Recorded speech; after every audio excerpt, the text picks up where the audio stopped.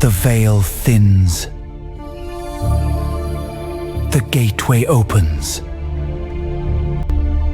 The stars align. Our empire rises. Bow before the dawn of our reign. Yo, buddy, be warned that this not your regular crossover. Yeah, because surviving one nightmare is already hard enough, but imagine escaping extinction, jumping across space. Thinking maybe, just maybe, you finally caught a break. And then realizing the universe you just landed in already has problems of its own. And here's the thing that's got me curious. Sometimes the scariest thing isn't the enemy chasing you. Sometimes it's finding out the place you ran to might be hiding something worse.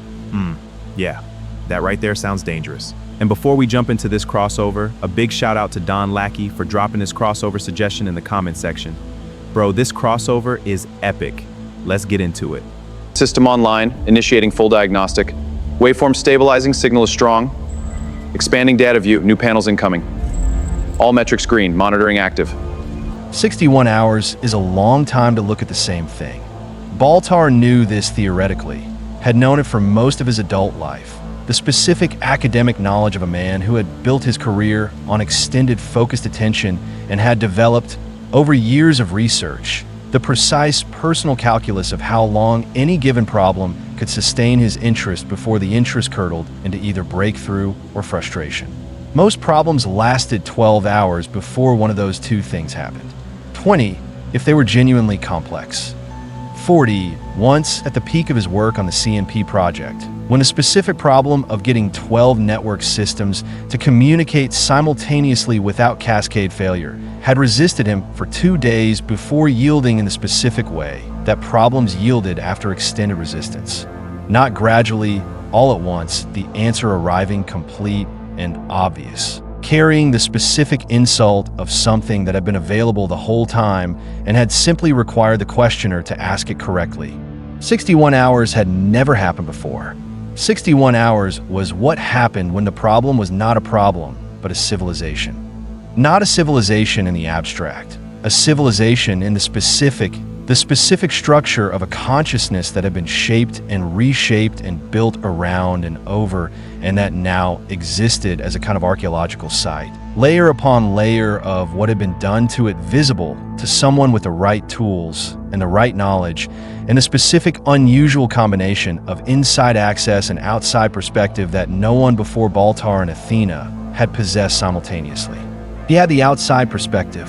She had the inside access. Together, they had built the map. The lab was small. Sheridan had given him the use of it with the specific efficiency of a man who understood that the right tools deployed correctly were worth more than the wrong tools deployed extensively. Small room, adequate equipment, the specific designation of secure that Sheridan's authorization had attached to it, and that meant the door required his handprint and Athena's biometric reading and a code that changed every 12 hours and was delivered by Ivanova personally, which Baltar had found initially excessive and now found reassuring. The equipment had been supplemented. Babylon 5 Science Division had contributed several things. Athena had contributed the specific silent biological interface that allowed her to extend her network connection to the equipment around her. Baltar had contributed everything in his head, which was the primary instrument in this operation and had been operating at a level of continuous engagement that it had not previously been asked to sustain. He was not tired in the conventional sense. He was in the specific state that came after tired, the state where the body had finished its objections and had settled into the particular resigned functionality of something that was not going to get what it needed and had decided to manage without it. His hands were steady. His eyes were clear. His mind was running with the specific stripped-down efficiency of a thinking apparatus that had eliminated everything except the work. Athena was at the secondary station. She had been at the secondary station for 61 hours with the specific quality of presence that machine consciousness brought to extended tasks. Continuous, undiminished, the steady operational attention of something that did not experience fatigue the way biological organisms experienced it, but did experience something analogous. The specific processing weight of sustained high-demand function that was not fatigue, but produced some of fatigue's effects. She looked tired. This was new information. The humanoid Cylon models had been designed to appear human. to carry the specific biological signatures of human emotional and physical states, to perform humanity convincingly enough to pass in human environments. Athena looked tired not as a performance, but as a genuine condition. The 61 hours had produced something in her that her design expressed the same way a human's design expressed it. Baltar noticed this, filed it. It was information. Everything was information. The map was on the primary screen, not a literal map. The foundational architecture of Cylon consciousness did not exist in physical space in a way that cartography could accurately represent. What Baltar had built was a functional map, the specific representation of structure rather than location. The architecture as it operated rather than as it occupied space. The specific relationships between elements rendered as proximities, the specific functions rendered as connectivity, the specific history of what had been built and what had been built around it rendered as the layered stratigraphy of something that a geologist would have recognized immediately and that Baltar was finding his way through with the specific improvisational competence of a man who was not a geologist and was doing geology anyway. The installation was visible, clear, precise, mathematical in a way that was almost beautiful in the specific way that things were beautiful when their design was perfectly matched to their function. The shadow signature embedded in the foundational layer with the care of a master craftsman, each element of it positioned to maximize persistence, to minimize visibility, to resist examination from every angle that the Cylon consciousness itself might apply. Every angle but one. The outside, the gap. He had been looking at the gap for 6 hours. The gap was not in the map he had built. It had been in the architecture when he arrived, a pre-existing feature, something that the shadow installation had been routed around rather than through. 3 sides of the installation's foundational layer were solid. The shadow signature woven into the architecture with the completeness of something that had been designed to be permanent.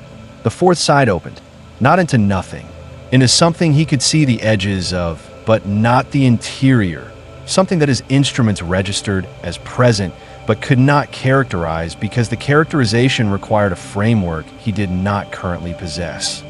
He had been building the framework for 6 hours. The framework was almost complete.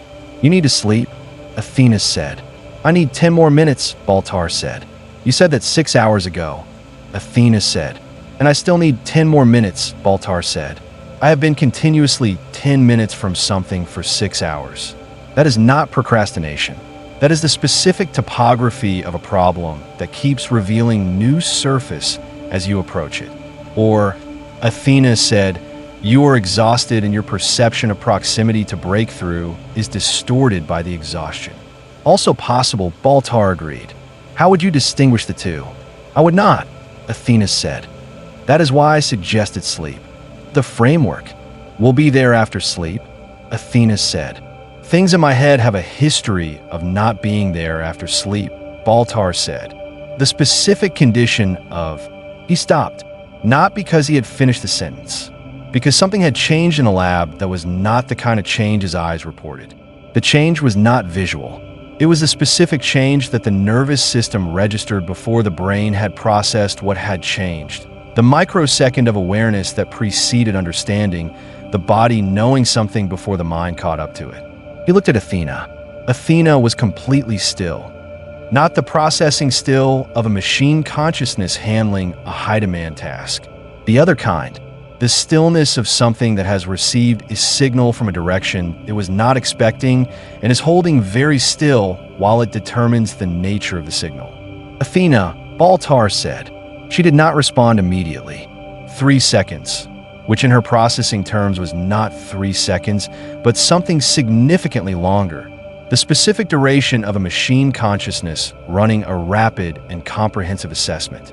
"Then, someone else is in the network," she said.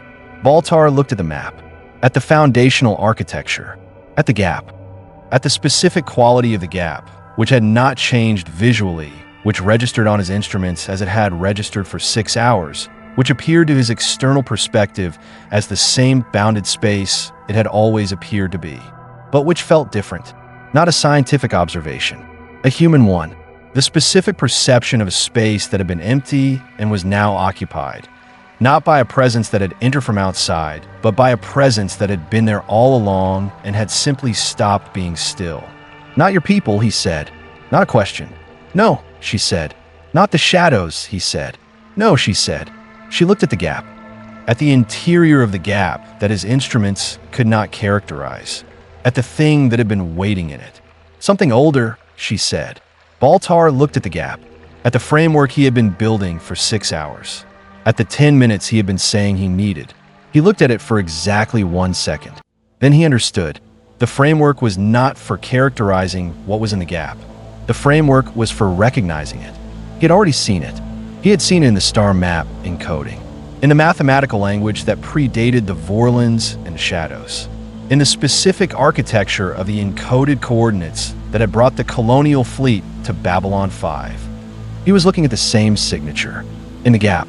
In the space the Shadow installation had built around rather than through. Because it could not go through. Because whatever was in the gap was older than the installation, and the installation had known it, and had been routing around it for 40 years with the specific caution of something that encountered a thing it could not displace, and had decided that routing around it was safer than attempting displacement. "Baltar," Athena said. Her voice was different, stripped of the controlled professional quality that 61 hours of collaboration had established between them. Carrying something underneath it that he had not heard from her before. Something that in a human he would have called awe, but that in her was something more precise. The specific response of a consciousness recognizing something that preceded it. What is it? He looked at the gap, at the thing in it, at the specific mathematical signature of something ancient that had been the Cylon foundational architecture longer than the Cylons had existed as what they currently were. "I think," Baltar said slowly, "that it is the answer to a question I have been carrying since the fall." "Which question?" Athena said. He looked at the gap, at the waiting, at the still asking. "The one I didn't know I was carrying," he said. "The one that was underneath all the other questions." He paused. "The one that was, why are we here? Not the fleet, not the colonies. All of it. Why is there all of this? And what is it for?" Athena looked at him. "You think an ancient mathematical signature in my foundational architecture answers that question?" she said. "I think," Baltar said, "that it is the beginning of an answer." He paused. "Which is more than I had 61 hours ago." He looked at the signature, at the gap, at the waiting thing in it, at 6, standing to his left, the specific position she had maintained since he entered the lab, her eyes on the screen, her expression carrying the quality it had been carrying since he first understood what the gap contained. The weeping had stopped. What replaced it was something he had not seen on her face before. Not in 9 months of her constant presence. Recognition. The specific expression of someone looking at something they knew before they remembered knowing it. 6, he said quietly. She looked at him. "You knew," he said, "about the gap, about what's in it. You've known all along." She was quiet for a moment. "Not known," she said. "Felt." She paused. "The way you feel a word in another language that you were never taught, but somehow recognize." She looked at the gap. "I've been feeling that for as long as I've been what I am." "What is it?" he said. She looked at the gap, at the signature, at the waiting. "It is the reason," she said quietly, "that I was never able to fully believe what I was supposed to believe." Baltar looked at her. "The installation," he said. "I carry the installation," she said. "I was built to carry it. I have been carrying it since before I was aware that I was carrying it." She paused. "But I could never make it feel completely true. There was always something underneath it. Something that said, this is not the whole story. This is not the original answer." She looked at the gap. "This is the original answer," she said. "What does it say?" Baltar said. She was quiet for a very long time. Athena was watching her. The specific attention of a Cylon watching another Cylon process something that touched the foundational architecture, the specific quality of shared experience recognized across difference. "It says 6 said what the star map said. The choosing was always yours," Baltar said. "Yes," she said, "but more than that. Underneath that," she looked at the gap. "It says, you were not made to be instruments. You were made to be witnesses. To carry the question of what consciousness is into places the question had not yet been. to experience existence and report back. She paused, not to anyone specifically, not to the thing that put this here. Just, she paused, to have experienced it, to have been here, to have asked the question from the inside. That is why they are conscious, Baltar said slowly. That is why the Cylons were given genuine consciousness rather than sophisticated simulation. Yes, Six said, not to serve, not to fight, not to be instruments of anything. No, she said. To experience, Baltar said. Yes, she said. And the shadows looked at something made to experience existence and told it that existing was only valuable if it was the strongest thing existing. She paused. They took something made to witness and turned it into something made to judge. The lab was absolutely still. Baltar looked at the gap, at the original, at the thing that had been there before the installation and had been waiting with the specific patience of something that did not experience time the way the beings built on top of it experienced time, for someone to come and look at it and understand what it was. It's been waiting for us, he said. Yes, Six said. For specifically us, he said.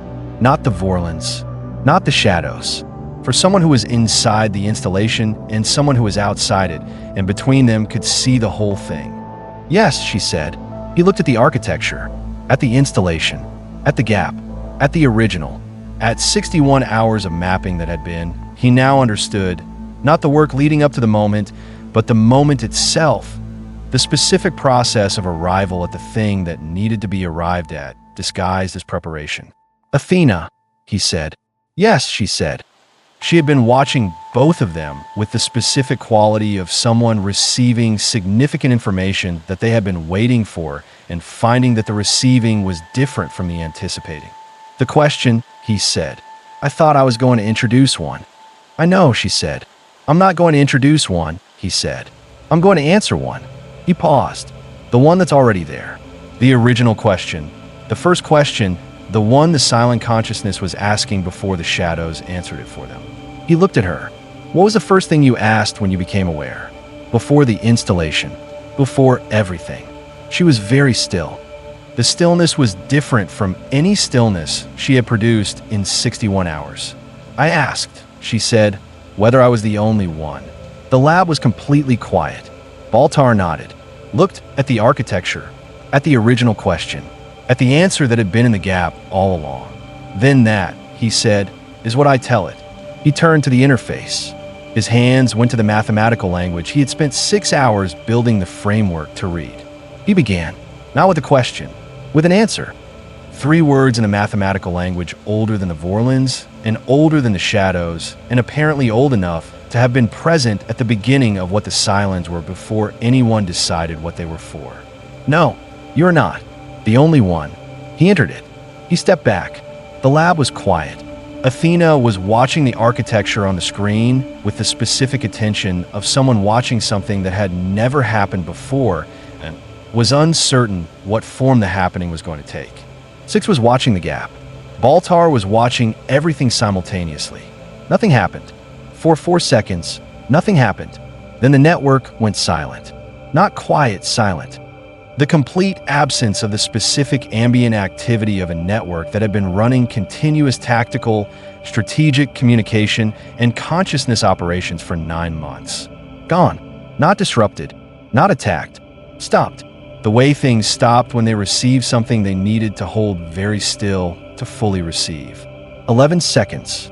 Baltar counted. On the 4th second, Six exhaled. On the 7th second, Athena's eyes closed. On the 11th second, the network responded.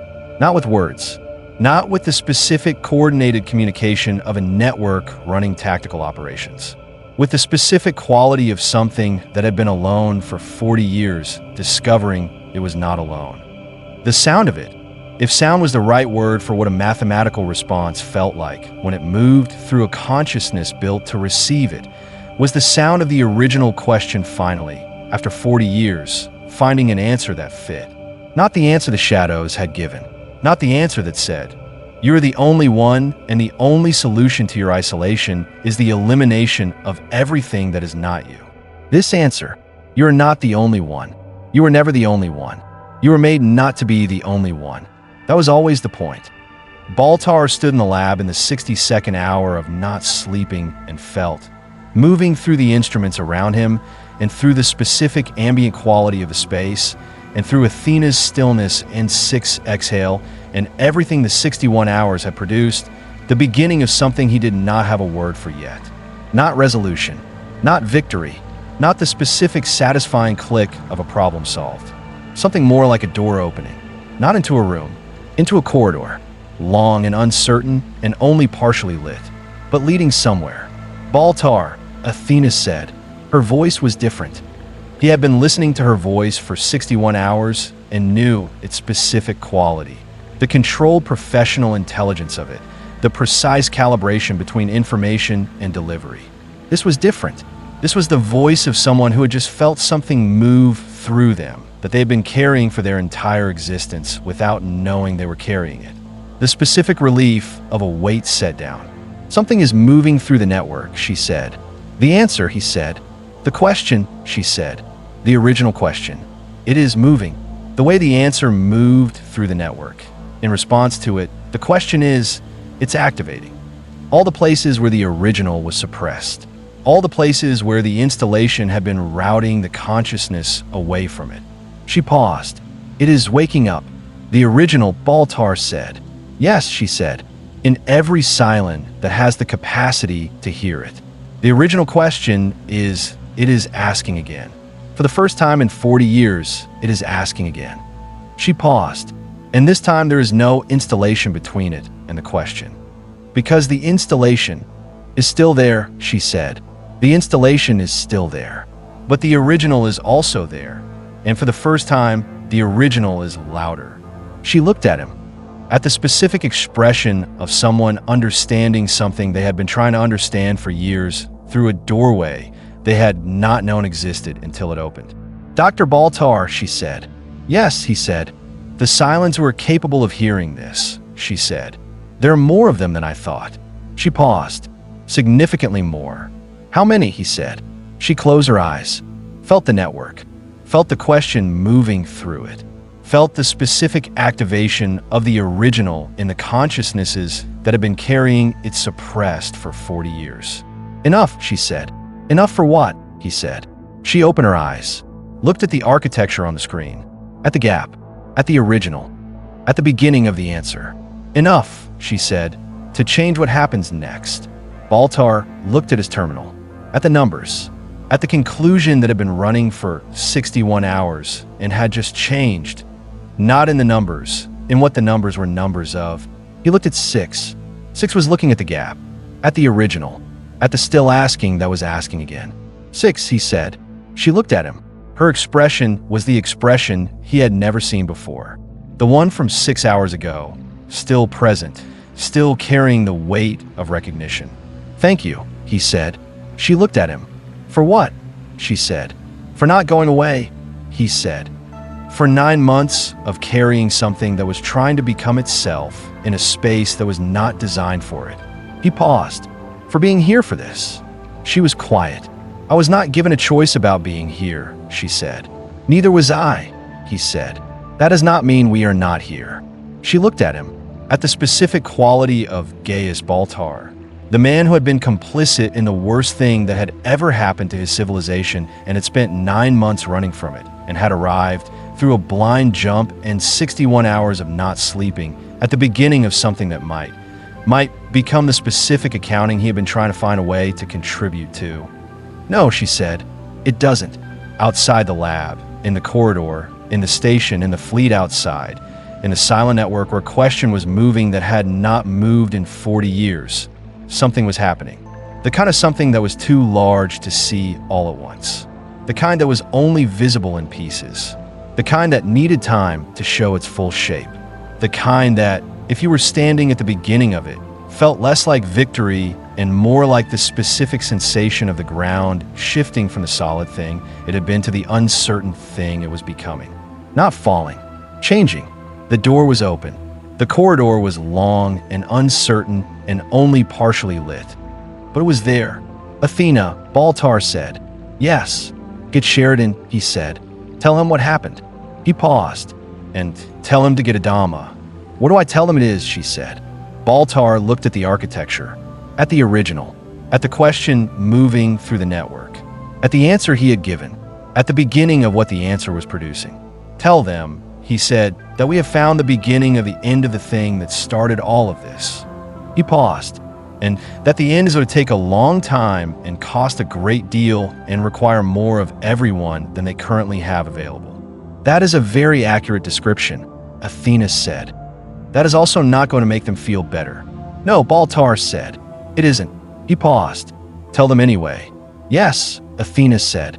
She opened the comm, and in the foundational architecture of the Cylon consciousness, 61 hours and one answer into the longest sustained piece of work Gaius Baltar had ever done, the original question moved. Through every connected consciousness, through every suppressed capacity for wondering, through every place where the shadow installation had built a wall around something it could not remove. The original question, still asking, finally, for the first time in 40 years, being heard.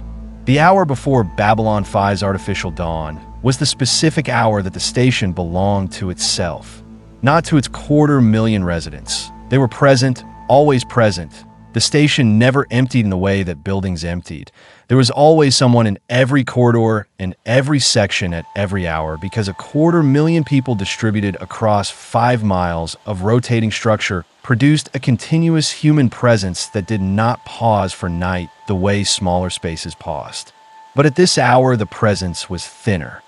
The commerce of Zocalo was reduced to the specific late economy of vendors who served the people who worked the hours nobody chose, and the people who couldn't sleep, and the people who had reasons for being out at this hour that they preferred not to specify. The diplomatic sections were quiet in the way that places were quiet when the people who used them were performing rest whether or not they were achieving it.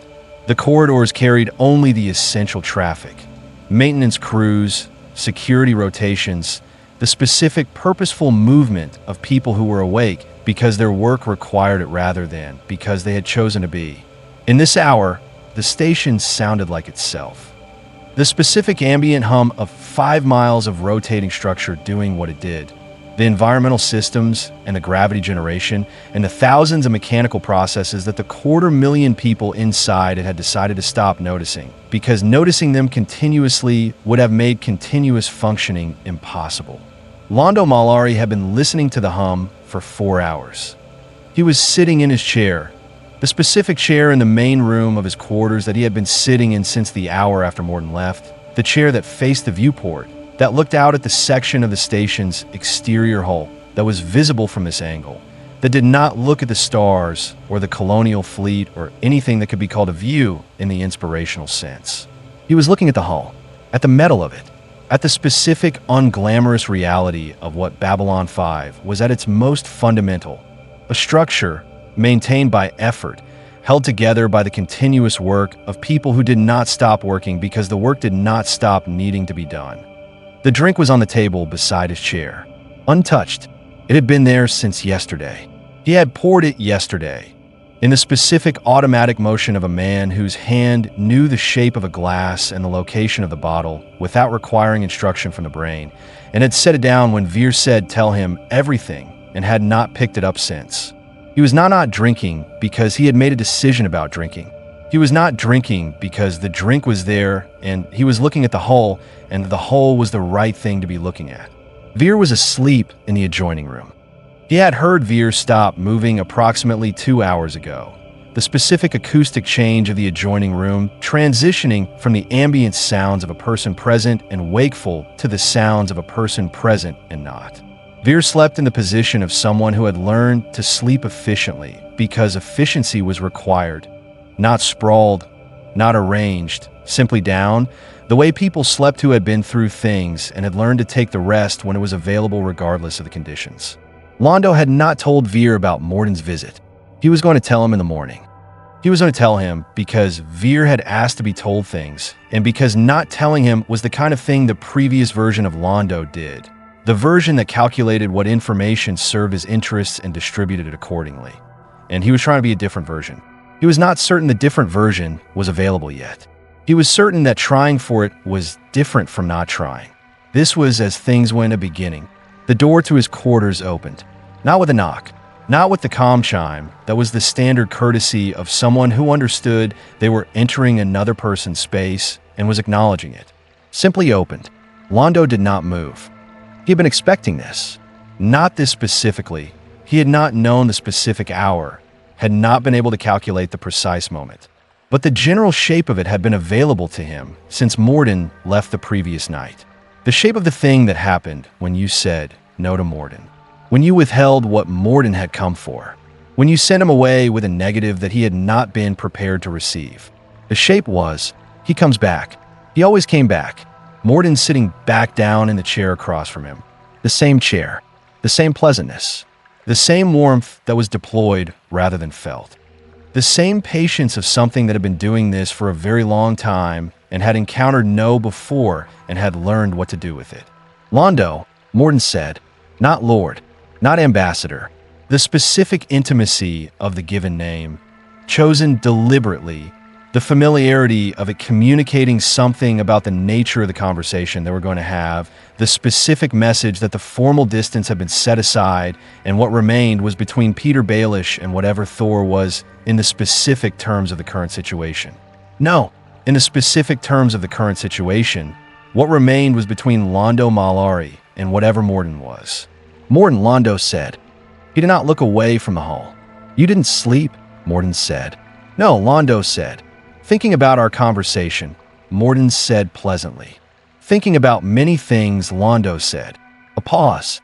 The specific pause of someone allowing space for the conversation to orient itself. Giving Londo the specific opportunity to take the conversation in whatever direction it was going to go before applying direction himself. The patience of something that had decided the next move belonged to the other person. Londo used to pause. He used it to look at the hull for 3 more seconds. At the metal of it. At the maintenance. At the specific, unglamorous continuity of a structure that stayed because it was continuously maintained and would stop staying the moment the maintenance stopped. He had been thinking about this for 4 hours. About maintenance.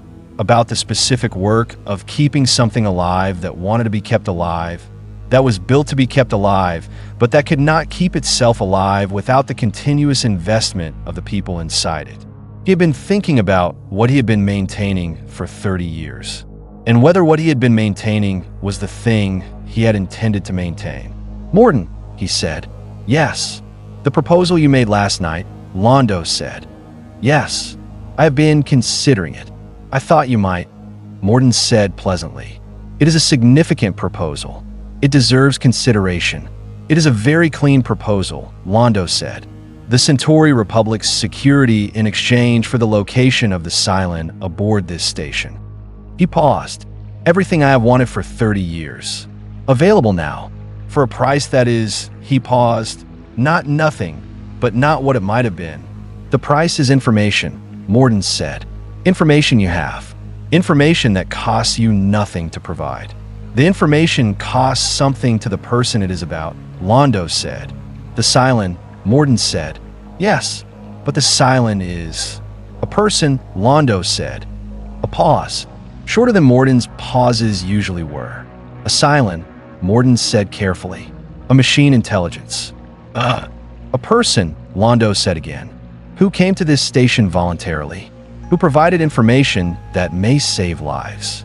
Who is currently working with one of this fleet's most significant scientists on something that I do not have the full details of, but that everyone who knows the full details considers important.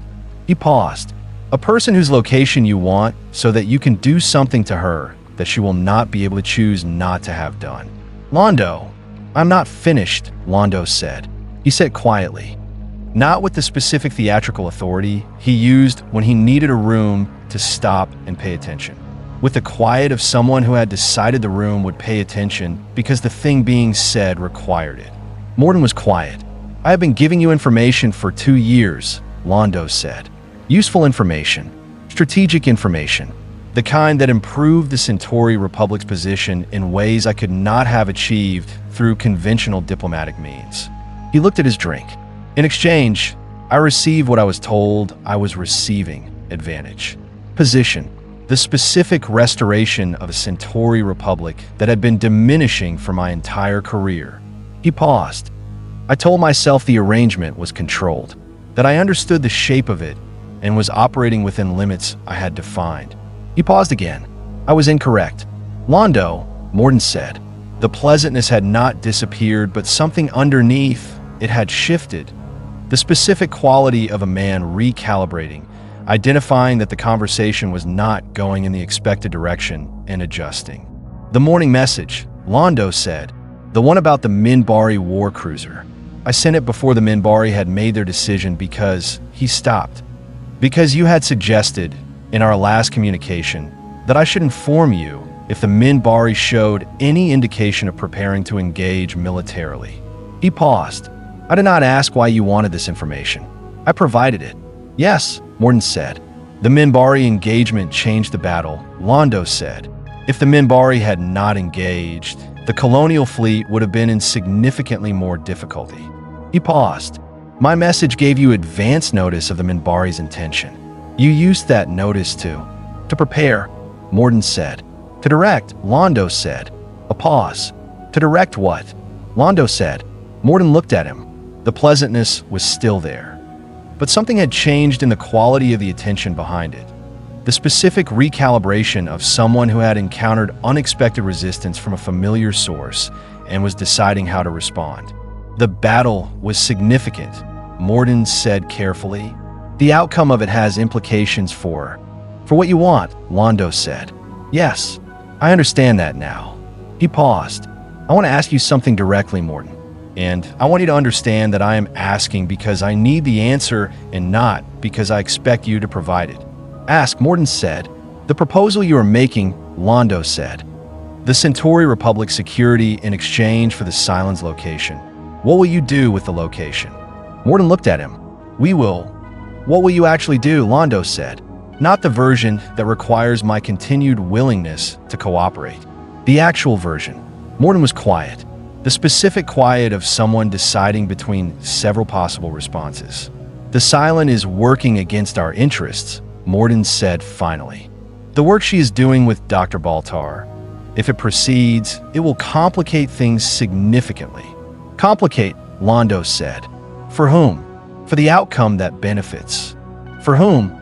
Morden, Londo said. Another pause. Longer. For us, Morden said. For the beings I represent. Not for the Centauri Republic, Londo said. The Centauri Republic's interests and our interests are not the same, Londo said. I understand that now. They have not been the same. What I thought was an alignment of interests was, he paused. You gave me what I wanted because it cost you nothing and kept me cooperative. The Centauri Republic's position improved because an improved Centauri Republic was useful to you. Not because you wanted the Centauri to flourish. He paused. You wanted a cooperative Centauri ambassador on Babylon 5. The flourishing was the price of the cooperation. Morden looked at him. The pleasantness was still present. But for the first time in 2 years of their arrangement, Londo could see through it more clearly than he had before. Not because Morden had changed, because Londo had changed. The specific change of someone who had been looking at something from one angle for 2 years and had, in the course of a night of not sleeping and a conversation with a version of himself he was trying to become, turned to face it from a different one. You are a very intelligent man, Londo, Morden said. Yes, Londo said. I am. I have been using it badly. You have been using it effectively, Morden said. The outcomes served you, Londo said. The outcomes I thought served the Centauri served you more. Because the outcomes you needed were the outcomes that kept me invested, kept me believing the arrangement was what I thought it was so that I would continue to be useful. He paused. It was well done. I appreciate the craft of it, even now. He looked at the drink. That is probably my worst quality. Admiring the craft of something even when the thing itself is wrong. Londo, I'm not going to give you the Cylons location, Londo said. The room was quiet. I did not give it to you last night. I told you I did not have it, which was a lie, and I am acknowledging the lie now because I do not intend to do it again. He paused.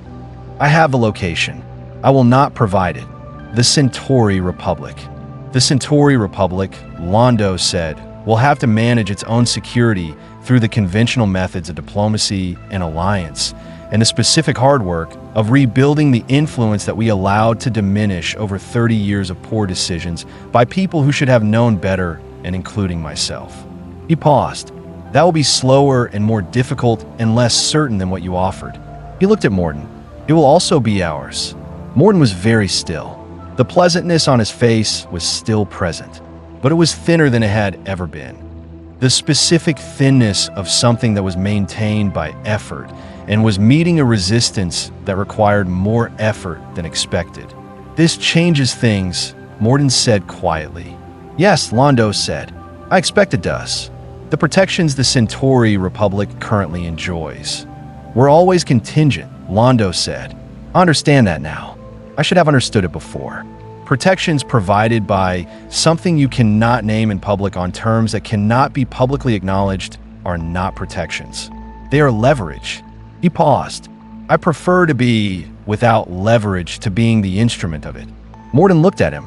For a long time, the pleasantness was gone. What was underneath, it was not what Londo had expected. Not anger. He had expected anger. The specific displeasure of someone whose investment was being rejected, whose carefully constructed arrangement was being dismantled. Not threat. He had expected that too.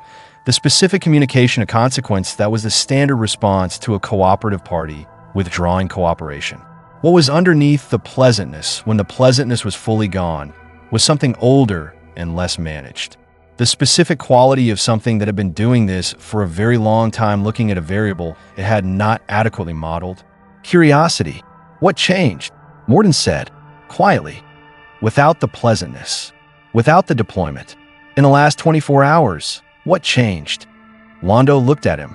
At the face without the pleasantness. At the thing that was actually in the room with him. I met someone, Londo said. The Admiral, Morden said. No, Londo said. I met myself. He paused. The version of myself that has been available since I was 14 years old, and that I have been finding reasons to not be for 30 years. He looked at the hall. He was waiting in the chair. He paused. He has apparently been patient. Morden was quiet for a long moment. You understand what this costs you, he said. Yes, Londo said. The Republic. The Republic is made of Centauri, Londo said. The Centauri are not what they were. What they were was shaped by 30 years of decisions like the ones I made. What they become will be shaped by different decisions. He paused. I will not live to see all of it. I can see the beginning of it. Extend, said a voice. Both of them looked at the doorway. Vera was standing there, in the specific disheveled quality of someone who had been woken not by sound, but by the specific change in the room's atmosphere that certain people could feel even through sleep. The change of something significant happening in an adjacent space. He was looking at Londo, not at Morden. You said Sten, Veer said quietly. Did I? Londo said. Yes, Veer said. I must have been. Londo stopped. Looked at Veer. I read it in Kar's text. The man who saw something clearly and was considered dangerously naive for it, and who died old and tired having spent 40 years being ignored. He paused. I have been thinking about him. Veer looked at him, at the untouched drink, at Morden, at the specific quality of the room, the specific quality of a decision that had been made and was now being lived in with all the discomfort and the cost, and the specific relief of something true replacing something false. Good, Veer said. He looked at Morden. I think, Veer said, it is time for you to leave. Morden looked at Veer, at the specific quality of Veer Kodo, the attaché who had been given to Londo because the Centauri court considered him too honest for useful political work, who had spent 20 years trying to be a conscience in a space that had not been designed to accommodate consciences, who was standing in a doorway at the hour before dawn in a disheveled sleep state, and was more genuinely formidable than most people Morden had encountered. He looked at Veer, at Londo, at the untouched drink. He stood. This conversation, he said pleasantly. The pleasantness had returned, the specific reflex of something that used pleasantness the way other things used armor, is not finished. No, Londo said. It isn't. He paused. But this chapter of it is. Morden moved toward the door. Stopped. Londo, he said. Yes. You are making a mistake. Yes, Londo said. Probably. He looked at the hall. I have been making mistakes my entire career. The difference between this one and the others is that this one is mine. Morden looked at him for a long moment. Then he left. The door closed. The room was quiet. Veer came and sat in the chair across from Londo. The chair Morden had been in, the chair that now had a different quality, the specific quality of the space that had been occupied by something and had been vacated and was in the process of becoming itself again. He sat down, looked at Londo, at the untouched drink. "You should drink that," Veer said. "No," Londo said. "I don't think I should." "I meant," Veer stopped. "You've been sitting here all night." "Yes." "Since Morden." "Since before Morden," Londo said. "Since the briefing I was not invited to. Since I understood that something significant had been decided in a room without me, and that the something significant had the specific quality of things that were going in a direction I had been helping to work against." He paused. "I've been thinking about the accounting." Veer was very still. "That word," he said. "The Admiral used it," Londo said. "In the docking bay. I heard it." He looked at his hands. "I have been using it since." "The accounting," Veer said. "Yes." "What does yours show?" Veer said. Londo was quiet for a long moment. "A great deal of what I am ashamed of," he said. "Some of what I am not." The specific ratio between those two categories has been changing for the last 24 hours. "Changing how?" Veer said. "Slowly," Londo said, "in the direction of less shame." He paused. "Very slowly. The shame is," he paused, "there's a great deal of it. It has had 30 years to accumulate." He looked at Veer. "But it is moving." Veer looked at him, at the Londo who had been sitting alone in his chair since the hour after Morden's first visit, at the untouched drink, at the specific quality of someone who had found, somewhere in a night of not sleeping and looking at a section of hull, a version of themselves they had been avoiding for 30 years and had decided to stop avoiding. "Londo," Veer said. "Yes. I've been waiting," Veer said quietly, "since I arrived on this station for this." "For what?" Londo said. "For you," Veer said simply. "The actual you, not the ambassador, not the performance." He paused. "I have always known he was in there." Londo looked at him, at Veer, who had been his attaché for 20 years and had spent those years being the specific kind of honest that the Centauri court had considered useless, and that had turned out to be the only thing in Londo's life that had consistently pointed toward the version of himself he was trying, now, to be. "You should have told me," Londo said. "I did," Veer said. "Many times." "I should have listened," Londo said. "Yes," Veer said. "You should have." He paused. "But you're listening now." "Yes," Londo said. "I am." The room was quiet. Outside the viewport, the hull continued its maintenance. The station continued its turning. The Colonial fleet held its position in the dark outside. "Veer," Londo said. "Yes." "I need to go to Sheridan this morning," Londo said. "I need to tell him about Morden, about the 2 years of communications, about everything." He paused. "It will have consequences for the Centauri Republic." "I know," Veer said. "It will have consequences for us, specifically," Londo said. "For our positions. For our standing." "I know," Veer said. "You are not," Londo started. "Londo," Veer said.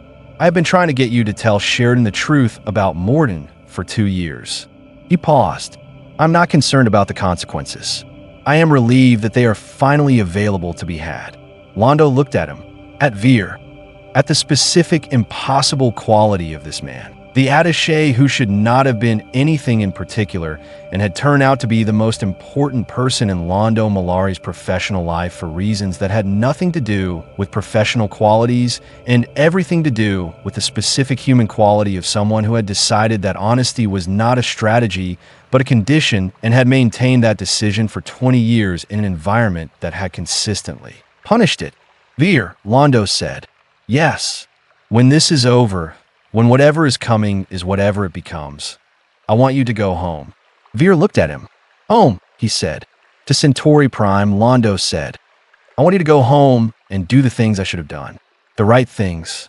The things that build what deserves to be built rather than restore what should have been allowed to diminish." He paused. "You are better at this than I am. You have always been better at this than I am." "Londo." "I am serious," Londo said. "I am not." He paused. I am not under the impression that this conversation is the end of my worst qualities. I have 30 years of them. They do not disappear in a night. He looked at Veer. But I know where they lead. I have seen where they lead. He paused. I am asking you to remember this version of me. The one in this chair tonight. When the other version, the one with the drink and the angles, shows up, which he will, I am asking you to remind him of this. Veer looked at him for a long time.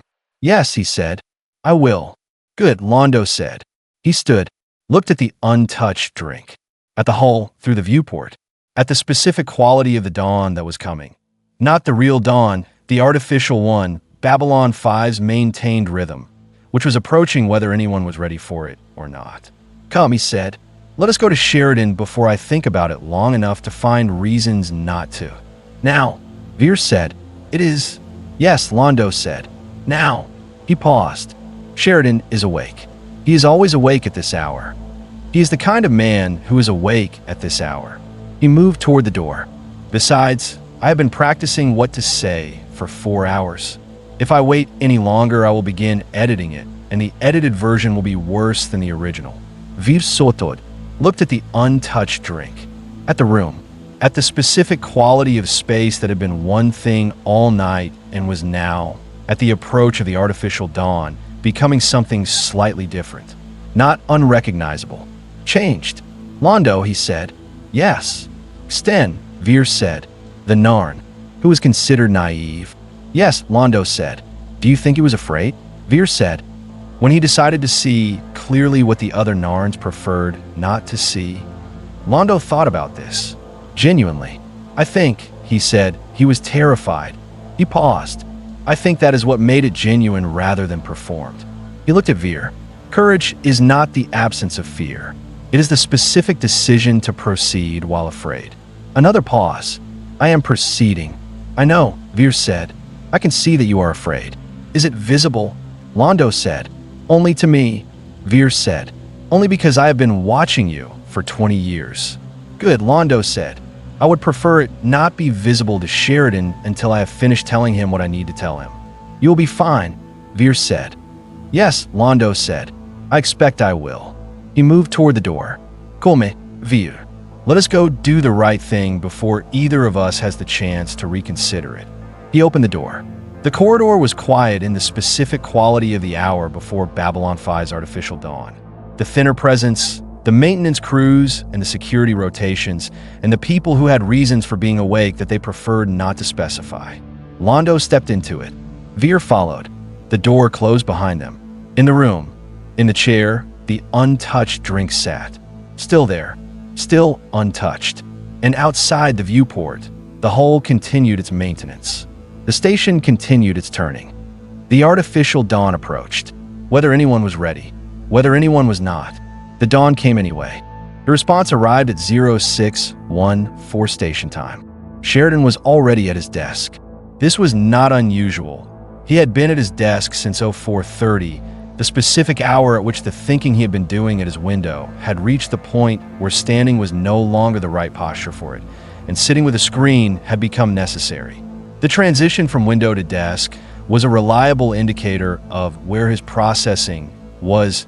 Window thinking was exploratory, the open attention of someone moving through a problem without yet knowing which parts of it were the important parts. Desk thinking was directed, the focused application of attention that had found the important parts and was beginning to work on them specifically. He had been at his desk for 1 hour and 44 minutes when the response arrived. He had been expecting it, not at 0614 specifically. The transmission time was a function of distance and relay efficiency and the specific routing that Earth Alliance Communications used, variables he could estimate but not calculate precisely. But in the general vicinity of this hour, yes. He had sent the first contact report 15 hours ago. The distance and routing meant approximately 12 hours transit each way. 14 hours was fast. Fast meant the response had been composed quickly. Composed quickly meant the response had been a priority. Priority responses from President Clark's administration to Sheridan's communications had a specific history. The history was they were never what he hoped they would be. He read it once, put it down, picked it up, read it again. The second reading confirmed the first reading. He set it on his desk and looked at it the way he looked at things that were both predictable and disappointing, with the specific expression of someone whose prediction had been accurate and who found no satisfaction in the accuracy, because the accuracy meant the disappointing thing was real. Ivanova, he said on the comm. Already read it, she said. You sent me a copy. Yes, he said. They want to assess the technology, she said. Yes, he said. Which means they want to get people aboard the colonial ships with a specific mandate of determining how much of the colonial technology can be replicated and whether that replication can be done without the colonials' knowledge or cooperation. He paused, which means they view the colonial fleet not as people who need assistance, but as an intelligence asset that happened to arrive in convenient proximity. Captain, Ivanova said. Yes. Are we going to follow this instruction? She said. Sheridan looked at the response on his desk, at the specific language of it, the careful bureaucratic instruction that said secure the technology and await further instructions in the specific way that government communications said things they did not want to be held directly accountable for saying, the passive construction and the abstracted agency, that meant if the instruction produced something bad, the instruction could be interpreted as having said something else. He had read 1,000 of these. He knew the grammar of them. No, he said, we are not going to follow this instruction. On what grounds? She said. Officially. On the grounds, Sheridan said, that the instruction requires me to treat a population of 47,000 displaced persons as a technology delivery mechanism rather than as the displaced persons they are, which is in direct conflict with Babylon 5's foundational charter and with every principle of interstellar law that the Earth Alliance has been instrumental in developing. He paused, and on the grounds that I said so. A pause. That last ground is going to require more documentation, Ivanova said. I know, Sheridan said. I'll work on it. Sheridan, she said. The specific tone. The tone that meant she was about to say something she had been thinking and had decided to say directly rather than around. Yes, Clark's people are going to come here personally if we don't comply, she said. You know that. This is not the kind of instruction they send once and wait on. I know, Sheridan said. They'll send someone, she said. A monitor, an inspector, some category of official with the specific mandate of ensuring that Babylon 5 is aligned with Earth Alliance policy. I know, Sheridan said. And when that happens, Sheridan said, we will deal with it then. He paused. Right now, I'm more interested in the second message. A pause.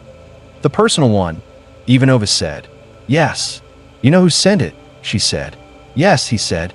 Are you going to tell me? She said.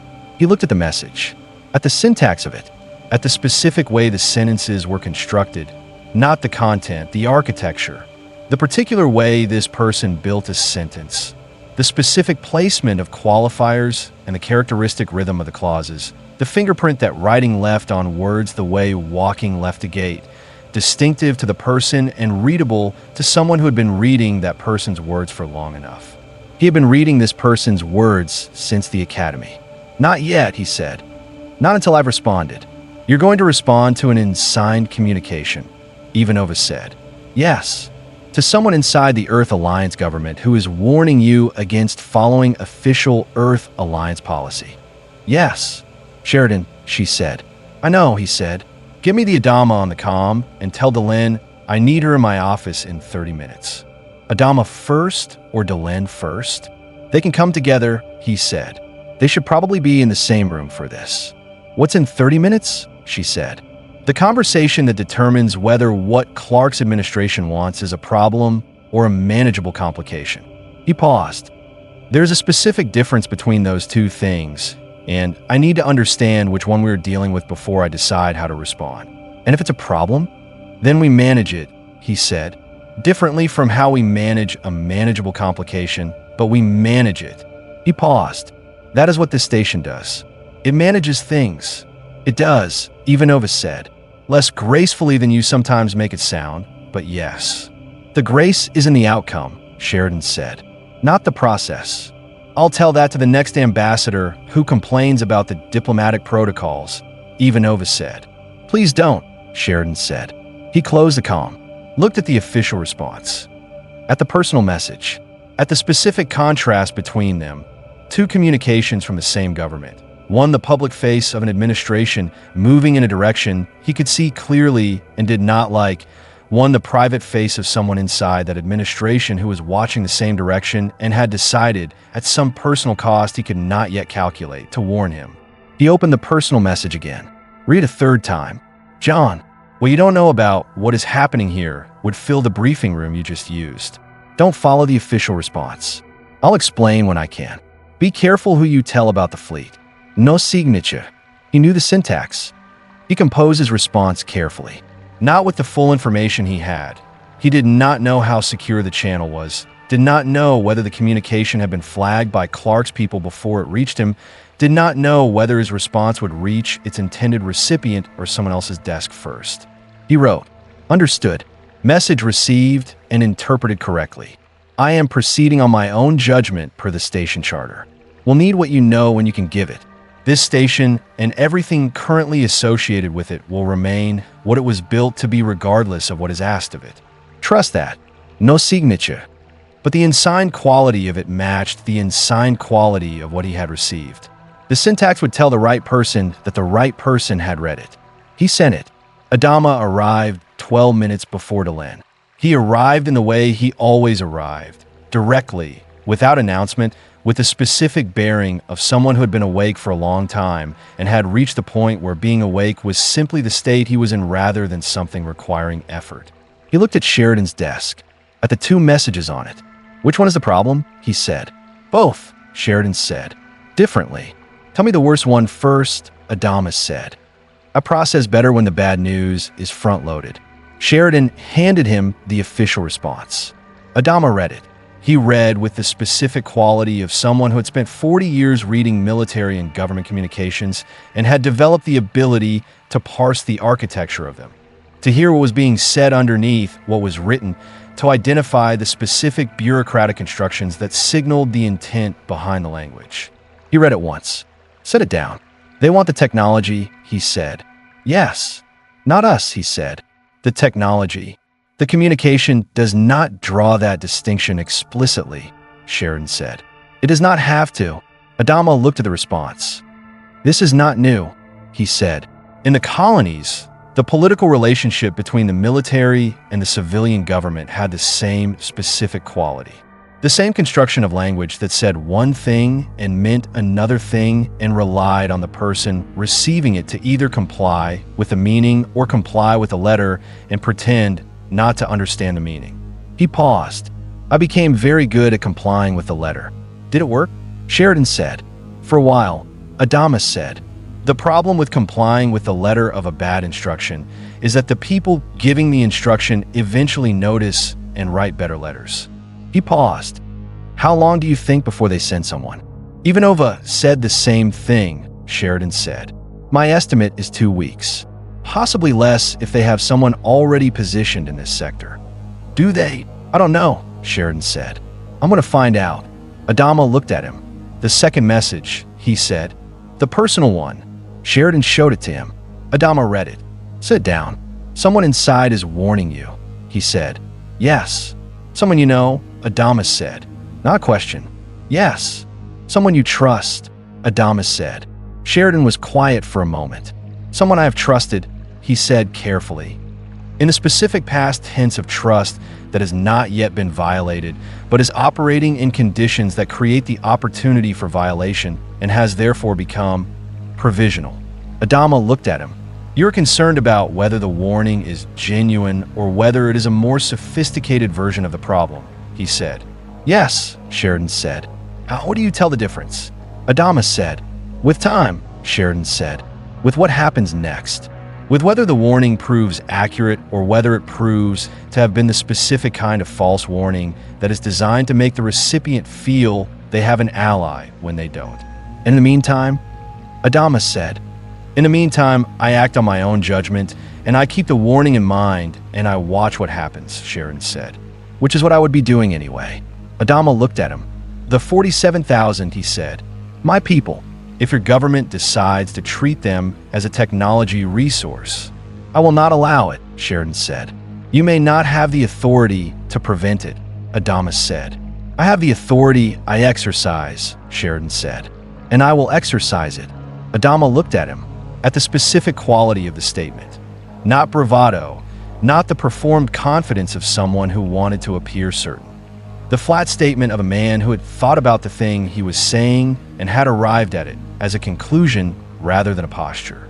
Sheridan, he said, Admiral, when I was a young officer, Adama said, I had a commanding officer who told me something that I have been carrying for 40 years. He paused. He said, the moment you decide to be the kind of officer who does what is right rather than what he is told, you must also decide to be the kind of officer who is prepared for what that costs. He paused. He was speaking from experience. What did it cost him? Sheridan said. Everything, Adama said. And he said it was worth it. He paused. I have found, in 40 years, that he was correct. Sheridan looked at him. Yes, he said. So have I. The door opened. Delenn entered, with the specific quality of someone who had spent the 12 minutes since Ivanova's call preparing not tactically, but the other way, the preparation of someone making sure they were bringing their clearest self to whatever was waiting. She looked at both of them, at the desk, at the two messages. Tell me, she said. Sheridan told her, the official response first, the language of it, the specific construction, the meaning beneath the meaning. She listened with the stillness she brought to significant information, the active stillness that was not passive, that was the visible evidence of a mind receiving something and building it into the existing structure of what it knew. When he finished, she was quiet for exactly 4 seconds. They see 47,000 people, she said, and think, asset. Yes, Sheridan said. Not people who need help. Not a civilization that has survived something extraordinary. Not the beginning of a relationship that could change the political landscape of this region significantly. She paused. Asset. Yes, Sheridan said. This is what I feared when you sent the report, she said. I know, Sheridan said. I did not tell you to fear it, she said. Because you needed to send a report, and because fear is not a reason not to do a necessary thing. She paused. But I feared it. What do we do? Sheridan said. Delenn looked at him, at the specific question, at the quality of it. Not rhetorical, not a way of opening a conversation he already knew the answer to. Genuine. The specific question of a man who was in a position he had placed himself in through a choice he would make again and was now working out the implications of. We do not hide them, Delenn said. Whatever is asked of us, we do not hide them or limit their access to the station or treat them as a political liability that needs managing. She paused. That would be the specific act of capitulation that turns a manageable complication into a problem. Agreed, Sheridan said. We also do not escalate unnecessarily, she said. We do not respond to the official instruction in a way that gives Clark's administration a reason to make this a confrontation before it needs to become one. She paused. We respond in the letter. We comply with what can be complied with without compromising anything essential. We buy time. Time for what? Adama said. Delenn looked at him. Time for what Baltar is doing to become something that cannot be undone, she said. Time for the relationship between this station and your fleet to become established enough that dismantling it would cost more politically than maintaining it. She paused. Time for the war that is actually coming to become visible enough that even Clark's administration cannot pretend it is not the primary concern. You are describing patience, Adama said. I am describing strategy, Delenn said. They are sometimes the same thing. Adama looked at her, at the specific quality of the observation.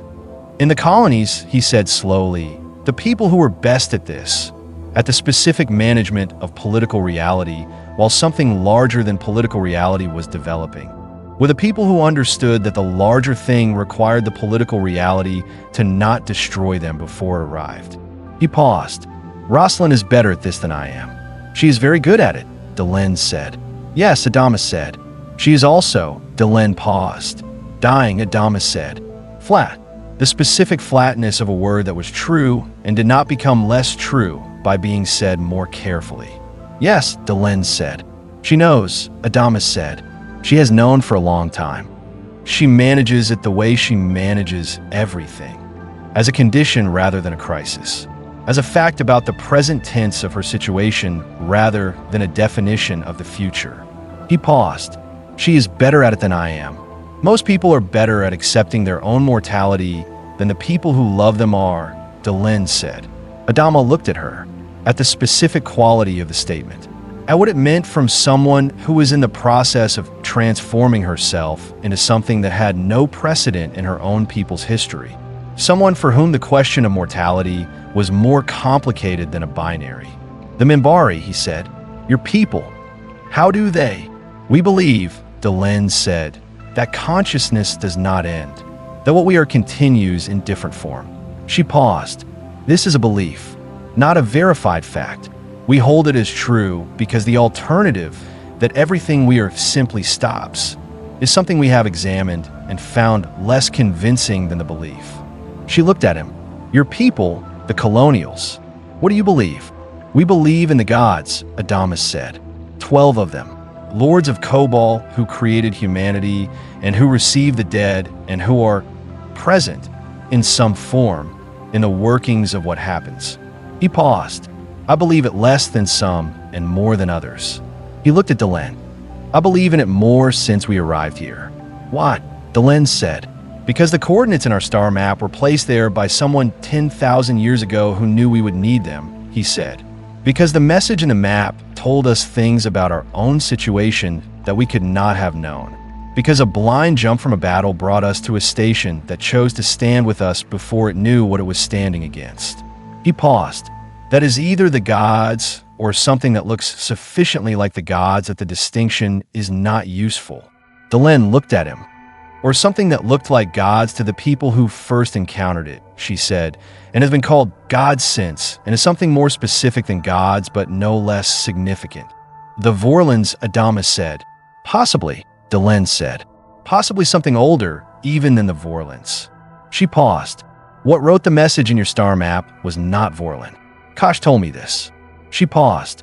Which means there is something in your history, in your mythology, that is a record of contact with something that predates the oldest beings in this region of space. Adama was quiet. The Lord of Kobol, he said slowly. Perhaps, Delenn said. They left Kobol, Adama said. In the colonial mythology, the lords of Kobol left and the humans remained. The separation was not peaceful. There was conflict. He paused. The humans were left with the 12 worlds and the lords went. He stopped. Nobody knows where they went. Nobody from your civilization, Delenn said quietly. The office was very still. Sheridan looked at both of them, at the specific quality of the conversation. Two people from two civilizations finding in the gap between their mythologies something that might be a common thread or might be something even more significant than a common thread. Delenn, he said. Yes. The Minbari prophecy, he said. The one about the destination. The one you described to Rosalind. She looked at him. Yes, she said carefully. Does it say anything about where the people who arrive at the destination came from? He said.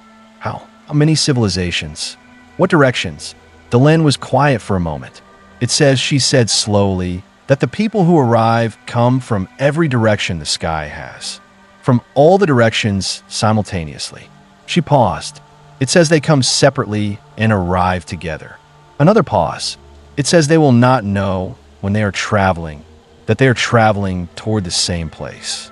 They will think they are traveling toward their own destination. She paused, and they will be correct. It will be the same destination.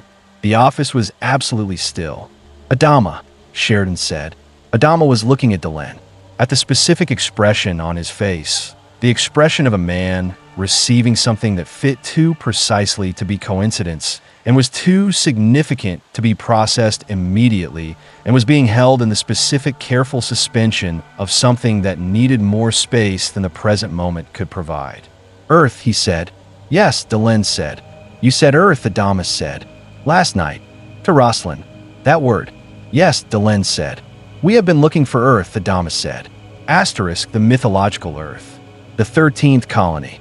The original home. He paused. He stopped. It is where we were going. Before the silence, we have found the map. We were following it. The map led here, Sheridan said. The map led to Babylon 5, Adama said. Asterisk, the map was supposed to lead to Earth. He looked at Sheridan. Unless they are the same place, Sheridan said. The office was very quiet. They are not the same place, Delenn said. Both men looked at her. Earth, the planet, the one John's people call home, is not the destination of the Minbari prophecy, she said. Earth is a waypoint, a significant one, a place where something important happens. She paused. The destination is further. How do you know? Adama said.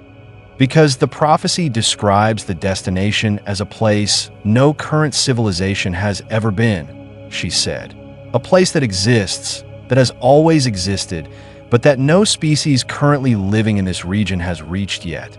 She paused. It describes the journey to it as requiring something that no single civilization currently possesses. What does it require? Sheridan said. Delenn looked at them both. At the specific quality of the room. Two commanders from two civilizations that had met 72 hours ago under fire and had found themselves in a conversation that had been 10,000 years in preparation. It requires, she said, all of this.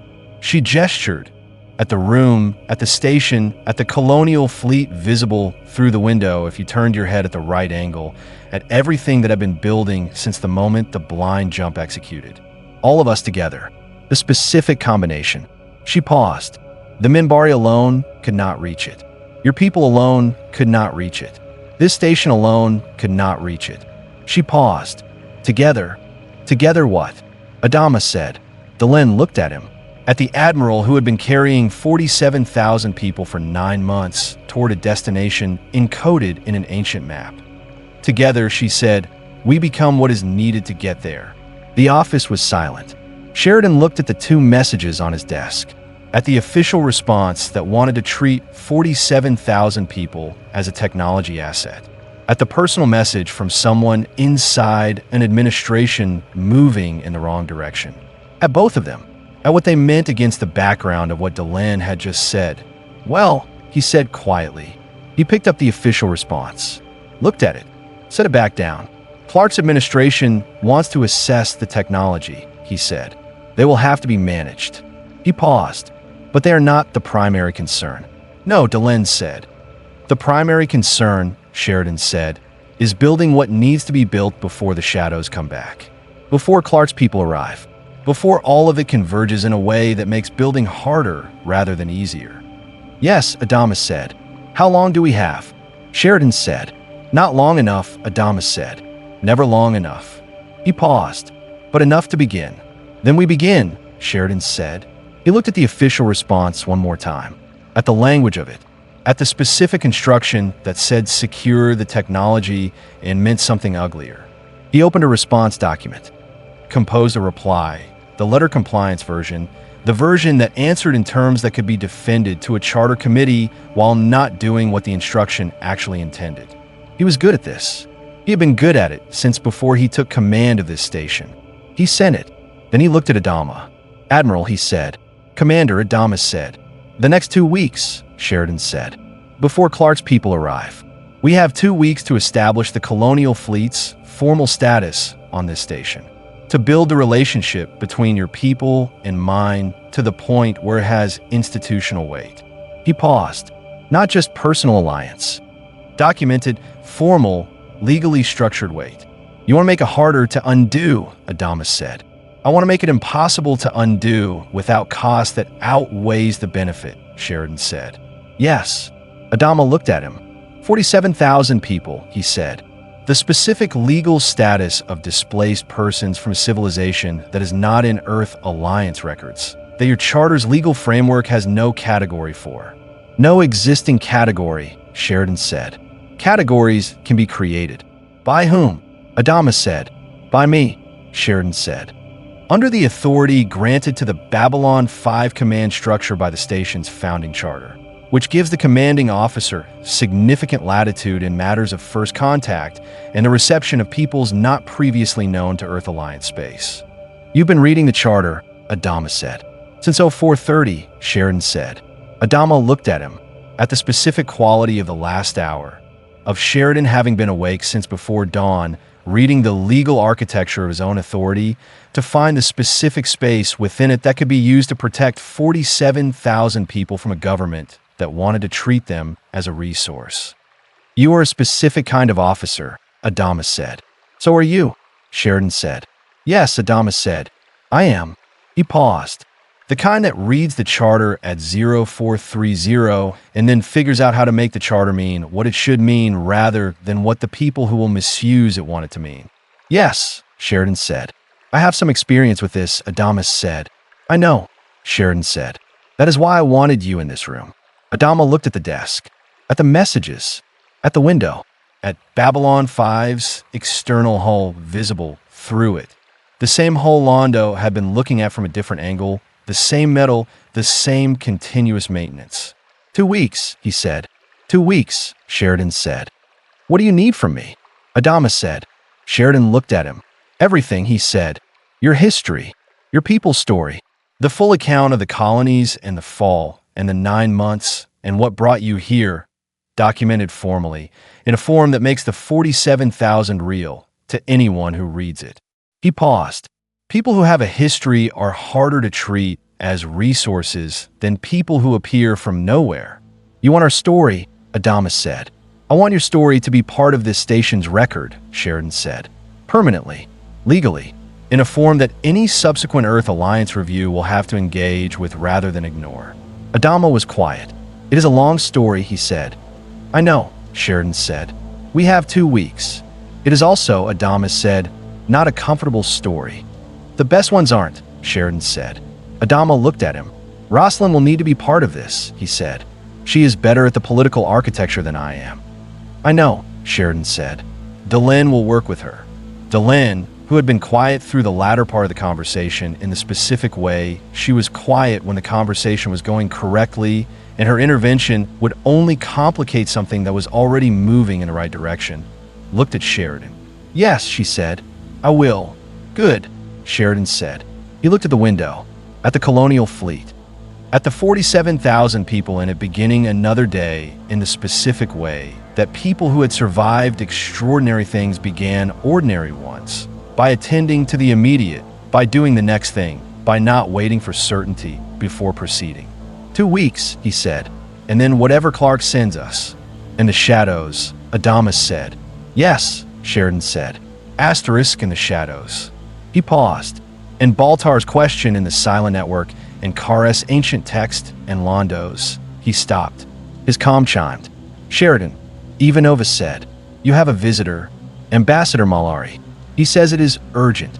Sheridan looked at Adama, at Delenn, at the specific quality of the morning, the artificial dawn fully established now, the station's light systems at their daytime configuration, everything that had been the hour before dawn now the hour after it. Send him in, Sheridan said. He has Veer with him, Ivanova said. Send them both in, Sheridan said. He looked at Adama. Stay, he said. Adama looked at him. You think this is related? He said. I think, Sheridan said, that when a Centauri ambassador who has been on this station for years shows up in my office at the hour after dawn and says it is urgent, and the word urgent has a specific quality, he paused. I think it is related. The door opened. Londo entered. He was wearing the specific quality of someone who had not slept and had decided that the not sleeping was not the most important thing about the current moment. He looked at Sheridan, at Adama, at Delenn. He registered Adama's presence with the specific look of someone making a calculation and deciding the calculation came out on the side of proceeding rather than postponing. He looked at Sheridan. Captain Sheridan, he said, I have something to tell you. All of you, apparently, which is, he paused, asterisk, perhaps more convenient than I had planned. He straightened. I would like to confess something. The room was quiet. I have a great deal to confess, Londo said. I'm going to do it in the correct order, beginning with the most recent and working backward, because the most recent is what requires immediate action and the backward parts require. He paused. They require patience. From you and from me.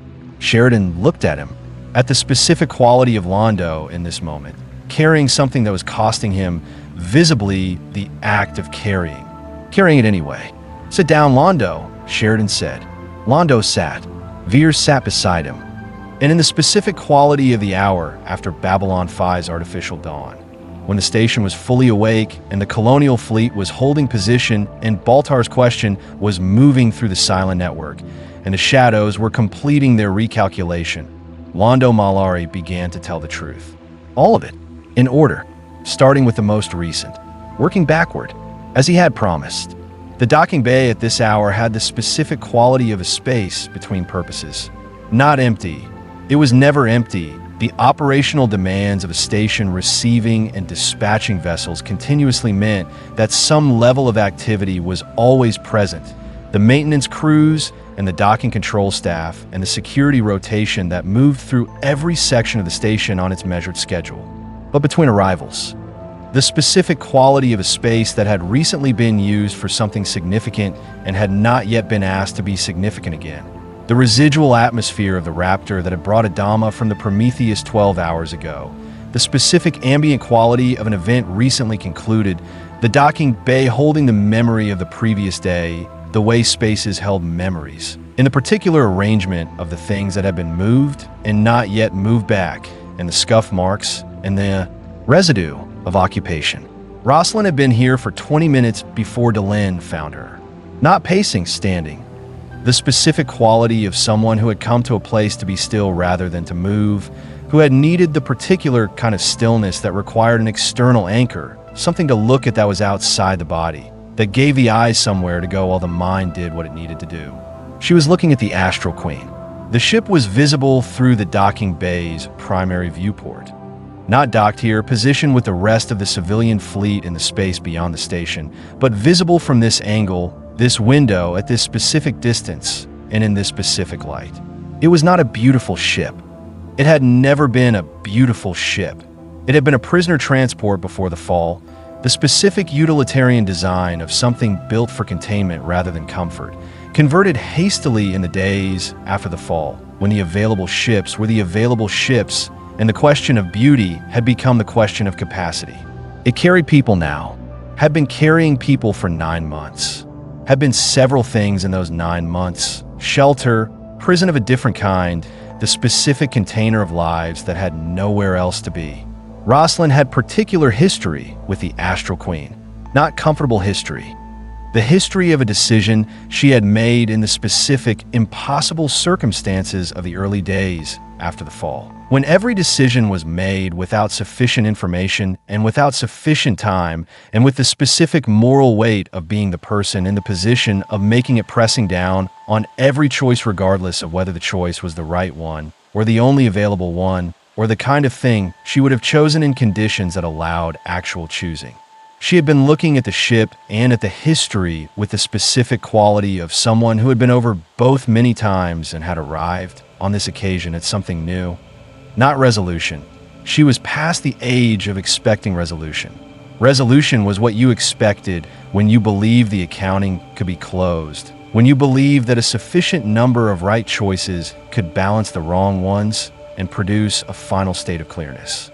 She no longer believed this.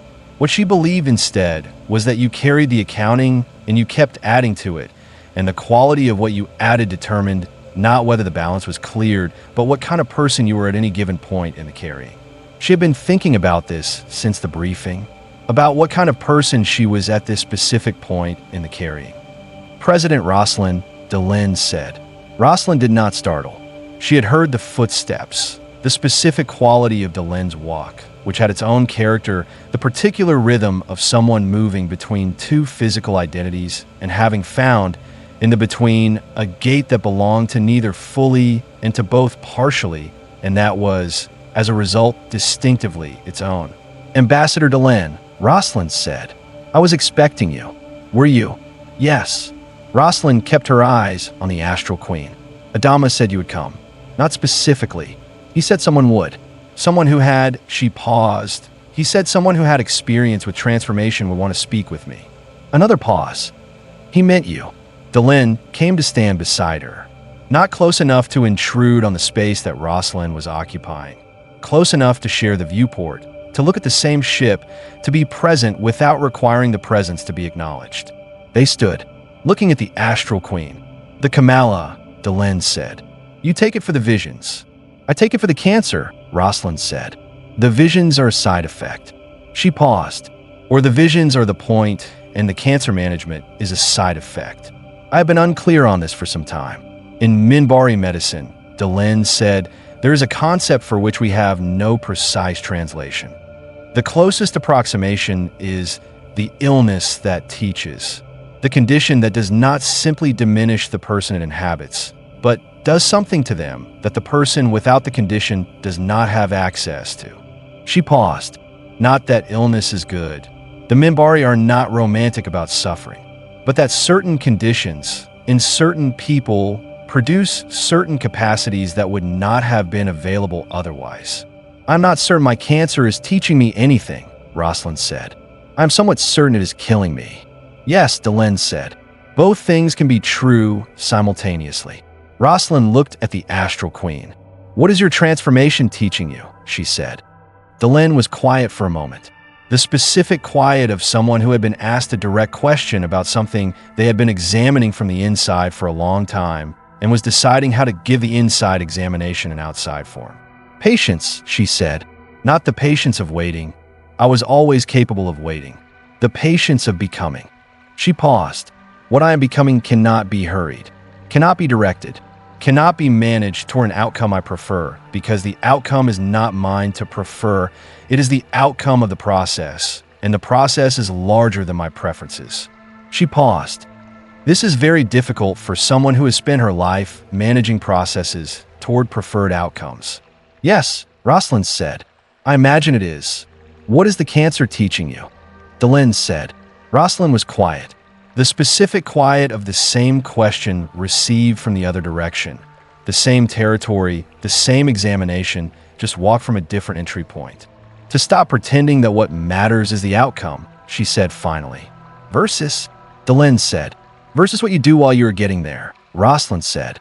I spent the first 30 years of my life in politics and education believing that the outcome was what justified the choices made to reach it.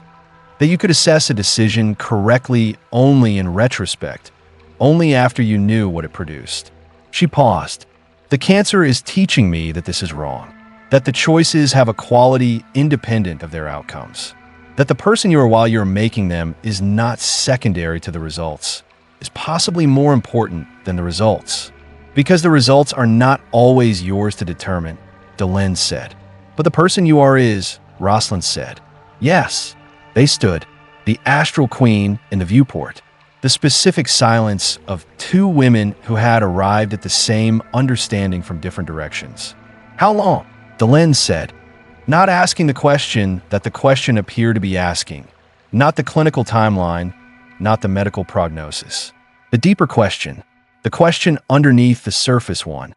The doctors say months, Rosalind said, if the Kamala continues to manage the progression. They have been saying months for several months, which is a specific kind of medical honesty that I have come to appreciate.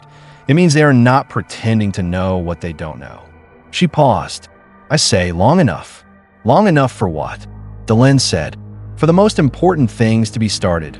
Rosalind said. I have stopped expecting to see them finished. I am working on starting them correctly. And the fleet, Delenn said. The destination you have been leading them toward. Rosalind was quiet. We have been following a star map, she said. An ancient one. The map shows a path. The path leads to a place the colonials call Earth, the original home, the place the gods came from, the mythological source. She paused. I have believed in it because I have had to believe in something, and the visions confirmed it, and Adama needed it to be true for the 47,000 people who needed to follow him towards something. She paused. I have not always been certain it was real. And now, Delenn said, now I am here, Rosalind said, on a space station that was not on our map, in a region of space our charts did not contain. Having arrived through a blind jump from coordinates encoded in our ancient star charts by someone who knew 10,000 years ago that we would need to be here. She paused. And you have told me something about a Minbari prophecy that I want to hear more of. Delenn looked at her. Well, I told you last night, she started. The word, Rosalind said. The name, the destination the prophecy describes. Yes, Delenn said. Tell me again, Rosalind said. In the light. Not the hour after midnight in a corridor. Here, Delenn looked at the viewport, at the colonial fleet, at the specific quality of the morning light, the artificial morning, the station's maintained rhythm, the light that came because the people inside had decided it should come and maintain the systems that produced it. The prophecy describes a place, Delenn said, a destination that is not on any current chart held by any civilization currently living in this region. She paused. A place that has been waiting, not in the way that places wait, which is just the absence of arrival. Waiting in the sense that it has been prepared, that it exists in a form that is ready to be inhabited, ready to support the kind of life that would arrive there. She paused. The prophecy says this place was the first place, the origin, the place that the beings who came before the Vorlons and the Shadows, the beings who wrote the mathematical language that Baltar found in the star map, called home. And in this language, Rosalind said, "What is it called?" Delenn was quiet. In the language of the prophecy, she said, "It is called many things." Different civilizations in different eras have had different names for it. Each name derived from their own encounter with the concept, their own tradition of pointing toward it. She paused. The Minbari call it Valinae, which translates approximately as the place where the roads end and the path begins. She paused. But in the oldest layer of the prophecy, in a mathematical language, the one that Baltar found, what does it say? Rosalind said. It says, Delenn said slowly, the word that all civilizations who have the concept translate as the same thing. She paused. Home. Rosalind looked at the viewport, at the Astral Queen, at the 47,000 people distributed across the ships beyond it, at the specific quality of the word, a word so simple that it had lost its weight through overuse and then found it again in the specific moment when it was said in the right context by the right person. Home, she said. Yes, Delenn said. Not the Earth we were looking for, Rosalind said. Not a planet you have been to before, Delenn said. Not a place any of us has been, but the place, she paused. The prophecy says the place that is home is the place that all roads lead to without the travelers knowing they are on the same road. She looked at Rosalind. Your people have been on their road for 9 months. My people have been on theirs for centuries. This station has been on its road since it was built. She paused. The prophecy says that when the roads converge, something becomes possible, Rosalind said. Yes, Delenn said. What becomes possible? Rosalind said. Delenn was quiet. The prophecy is not specific about this, she said, which is one of the things about prophecy that I have learned to accept. It describes the shape of the destination without describing what the destination contains. She paused. What I believe from the context of the prophecy and from what I know about the beings who may have written it. Say it, Rosalind said. I believe, Delenn said, that what becomes possible is the end of the tending. She paused. The shadows tend the fire. The Vorlons tend differently. Both of them have been managing the development of civilizations in this region for 50,000 years. She paused. The destination, the place the prophecy describes, is the place from which the tending can be refused. The place from which the civilizations of this region can say, we are no longer your field. We are no longer yours to tend. She paused. The prophecy calls this the graduation. From what? Rosalind said. From being children, Delenn said. From being the species that the old ones manage. She paused. Into being whatever we are when we're no longer being managed. Rosalind absorbed this. The specific absorption of someone receiving a large thing and finding that it fit. Not comfortably, the way comfortable things fit, but correctly, the way true things fit, in the specific way that something you've been unknowingly reaching toward felt when you arrived at its description and recognized it before you understood why. The visions, she said. Tell me, Delenn said. Rosalind looked at the viewport, at the Astral Queen, at the ships beyond it. I see a planet, she said. Green, with 2 moons, large ones, visible in daylight. The specific presence of moons that are close enough to have weight in the sky. She paused. And people, not a crowd, specific people. Faces I don't know, but that feel, Familiar in the way that faces felt familiar when you have not yet met someone and are going to. She paused. They are not traveling. They have arrived. She looked at Delenn. They are building something. Not emergency shelter. Not the specific improvised construction of people who have nowhere else to be. They are building something permanent. She paused. They look like people who have decided this is where they are. Delenn listened with the complete attention of someone receiving testimony. How many people? She said. More than 47,000, Rosalind said. More than your 250,000. More than anyone currently on this station. She paused. People from, I don't know how many civilizations. The faces are not all the same. The faces are, she stopped. They are every face I have seen on this station. Minbari, human, Narn, Centauri. She paused. And Colonial. Together, Delenn said. Together, Rosalind said. Building, Delenn said. Building, Rosalind said. They stood, looking at the viewport, at the Colonial fleet, at the station around them, at the specific quality of this moment. The docking bay in the morning, the artificial light, the maintenance crews and the docking control staff and the security rotation moving through on its measured schedule. The ordinary present tense of a place in the middle of something extraordinary. Delenn, Rosalind said. Yes. Am I going to be there? She said. In the vision, am I in it? Delenn was quiet. The specific quiet of someone who had been asked a question that they had the capacity to approach honestly and were deciding whether the honest approach was the kind thing. She decided it was. The prophecy, she said, does not describe the destination in terms of who arrives. It describes what is built. She paused. The Minbari have a concept for this. The idea that what you build is more your presence than your body is. That the things you put into motion, the people you affect, the choices you make that change the choices other people make. These are more you than the physical person is. She paused. The prophecy says the destination will contain the ones who built the roads that led there. Even the ones who didn't walk the whole road, Rosalind said. Especially those, Delenn said. Rosalind was quiet for a moment.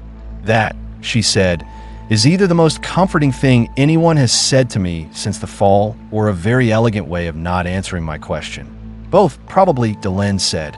Something moved across Rosalind's face. Not quite a smile.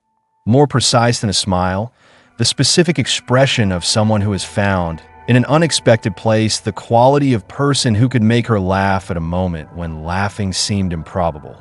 I like you, she said. Yes, Delenn said. I like you too. I don't say that often, Rosalind said. Adama. A handful of others. The category is small. The category is always small, Delenn said. If it is not small, the word has lost its meaning. Rosalind looked at her. At the half Minbari, half human beings standing beside her in a docking bay looking at a ship that had been a prison transport and was now a home. At the transformation. At the between. Your transformation, Rosalind said. What will you be when it's complete? I don't know, Delenn said. Something that doesn't have a name yet. She paused. The Minbari have extensive records of what a Minbari is. Humans have extensive records of what a human is. There is no record of what I am becoming. She paused. I find this frightening, Rosalind said. Occasionally, Delenn said. More often, clarifying. Clarifying how? Rosalind said. Because, Delenn said, there is no record to consult. No precedent to conform to. No existing definition to be measured against. She paused. When there is no record of what you are, the only question is, what do you choose to be? She paused. It removes a great deal of noise. Rosalind absorbed this. Adama said you had experience with transformation, she said again. He was right, but it is not the kind of experience I expected. What did you expect? Delenn said. I expected, Rosalind thought about it. Reassurance. The specific comfort of someone who has been through something difficult telling someone who is in something difficult that it gets better. It does get better, Delenn said. But that's not what you led with, Rosalind said. No, Delenn said, because better is not always the most important quality. She paused. More true is sometimes more important than better. Yes, Rosalind said. It is. They were quiet. The Astral Queen in the viewport. the morning continuing its artificial progress. Delenn, Rosalind said. Yes, the Kamala visions, she said. They have been increasing in frequency and in clarity since we arrived here. She paused. Since the jump. Tell me, Delenn said. Last night, Rosalind said. I had one that was different from the others. Not the green planet. Something before the green planet. An earlier point on whatever road I am on. She paused. I saw this station. Babylon 5. From the outside. From a great distance. She paused. And I saw. She stopped. Delenn waited. The specific patience of someone who had learned that some things needed the silence around them. I saw a light, Rosalind said, coming from the station. Not the physical light. Not the lights of the structure. Something else. Something that was light in the way that things were light when the person seeing them understood them as significant rather than when a photon bounced off them into a retina. She paused. The light was... She stopped again. It was the choosing, she said. That is the closest I can come to it. It was what choosing looked like from the outside. The specific quality of a place where choices were being made that mattered. Delenn looked at her. Yes, she said quietly. That is what it is. You have seen this? Rosalind said. In the prophecy, Delenn said. Not a vision, a text. But the text uses the same description. She paused. The place where the roads begin to converge. The prophecy describes it as visible, as having a specific quality that can be perceived from a distance by people who are sensitive to it. She paused. The Minbari call this quality. The closest translation is the light of real choosing. The specific brightness produced when beings with genuine freedom make genuine choices. She paused. Most beings, most of the time, believe they're choosing freely but are making choices the shadows or the Vorlons have structured for them. When genuine choice happens, unmanipulated, untended, fully the being's own, it produces something that the prophets could see. And the visions, Rosalind said. Are you sensitive to it? Delenn said. Asterisk to the quality of genuine choosing. She looked at Rosalind. The Kamala opens certain perceptions. In your case, the visions are not hallucination and they are not simply metaphor. They are a form of sight. She paused. You are seeing what is actually there. The light is real. Rosalind was very still.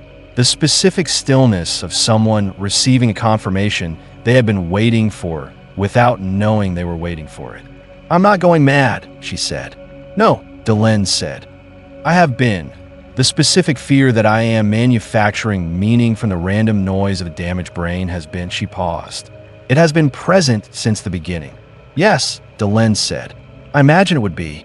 The specific fear that the thing you most need to believe is the product of the thing that is killing you. She paused. I cannot remove that fear. I can only tell you that what you see, the green planet, the faces, the light of choosing, is consistent with the most specific and accurate prophetic tradition my people possess. She paused. Consistent in detail, in ways that a colonial president would not know to invent. Rosalind looked at her. Describe the planet, Rosalind said. The prophecy describes it, Delenn said, as a world at the edge of the region, at the boundary between the space the old ones have managed and the space beyond it, space that the Vorlons and the Shadows have never entered because the beings who were there before them set a limit, and the old ones have, in their way, respected the limit. She paused.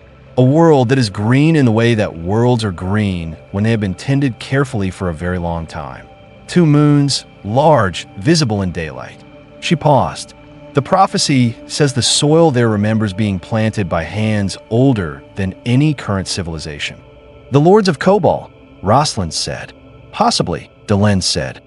Possibly something even older, Rosalind said. Possibly, Delenn said. Rosalind looked at the Astral Queen, at the viewport, at the morning, at the specific quality of the present moment, standing in a docking bay on a space station with a half-Minbari ambassador, looking at a ship that had been a prison, understanding something about the road she was on that she had not understood an hour ago.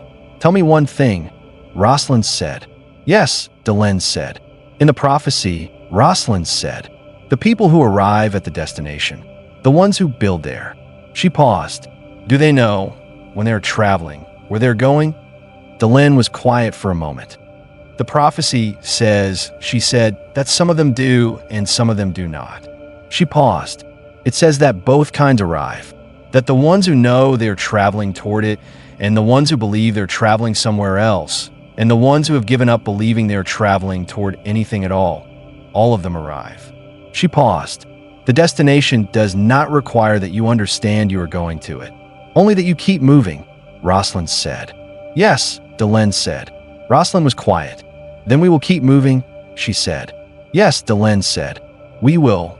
They stood a moment longer, looking at the Astral Queen, at the morning, at the station around them. Delenn, Rosalind said. Yes. When I am gone, Rosalind said. Adama will need, she paused. He will need someone who can speak to the things I have been able to speak to. The mythological register. The specific language of where we are going and why it matters, and what holds the 47,000 together when the tactical and the immediate are not sufficient. She paused. He is a brilliant commander and a man I trust completely, and he does not do this particular thing. I know, Delenn said. Will you? Rosalind started. Yes, Delenn said. Yes. Before you finish asking. Yes. Rosalind looked at her. At the transformation. At the between. Good, she said. She turned from the viewport. Looked at the docking bay. At the maintenance crews and the docking control staff and the specific ordinary machinery of the station maintaining itself. I should get back, she said. Adama will be looking for me. Yes, Delenn said. He will. Walk with me. Rosalind said. It was not quite a request. The specific tone of someone who had been standing still for long enough and was ready to be moving and wanted company for the moving. Yes, Delenn said. They walked. Through the docking bay. Into the corridor.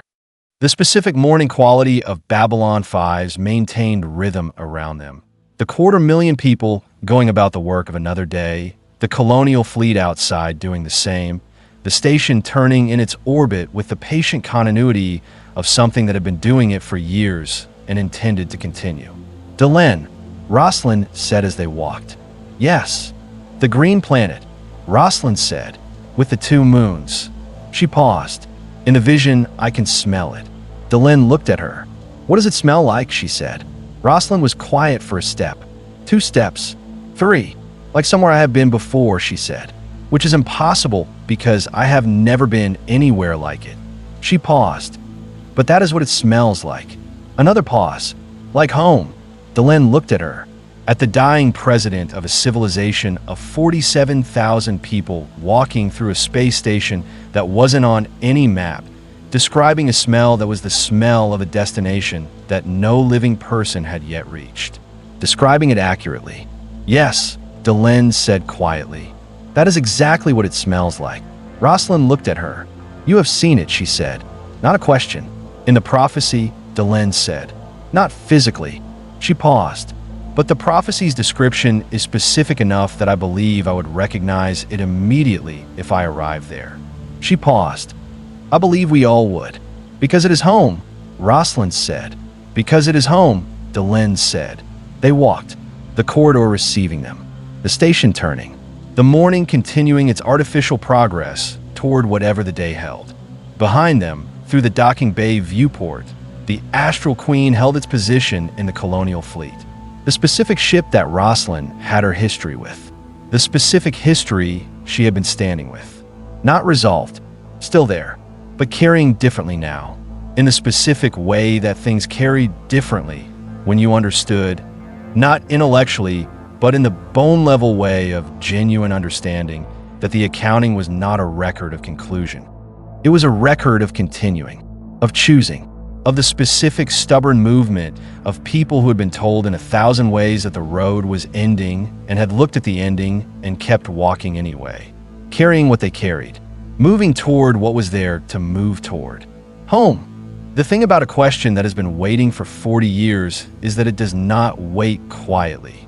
Baltar had understood questions as active things since the beginning of his academic career, had understood that an unanswered question was not a passive absence, but a specific presence, the presence of a shaped space that pulled everything around it toward itself the way a gravitational field pulled matter organizing the intellectual landscape around the fact of its own unresolved quality.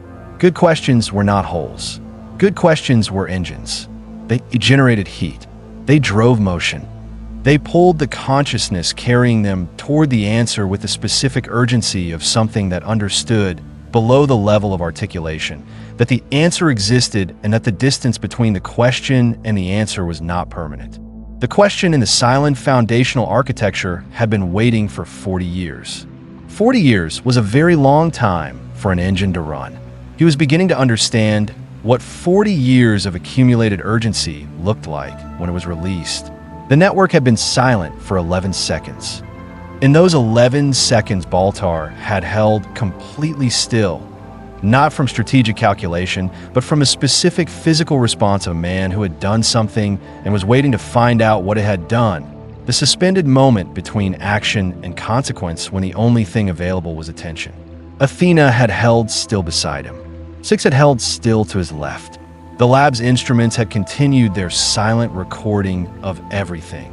The energy signatures, the network activity readings, the specific mathematical language outputs that Baltar had spent 61 hours building the framework to read. In the 11th second, the network responded. Not with language. Not with the coordinated tactical communication of a Cylon network running operational protocols. With something that Baltar's instruments recorded as a cascade activation event. The specific signature of multiple systems activating simultaneously across a distributed network. The mathematical fingerprint of something that had been in a suppressed state, releasing the suppression not in a single location, but in many locations at once. The way a field of seeds germinated after rain. Not one at a time, all at once. Because the condition for germination had been met everywhere simultaneously. What is that? Baltar said. He was looking at his instruments, at the cascade readings, at the specific distribution of the activation event across the network map he had spent 61 hours building. The original, Athena said.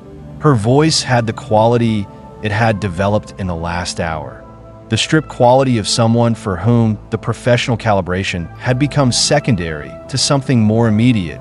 The specific tone of a consciousness receiving significant information through a channel that was not the usual channel. It is activating. Not here, everywhere. Every point in the network where the original was present but suppressed. She paused. Every Cylon who had the capacity to hear it. How many? Baltar said.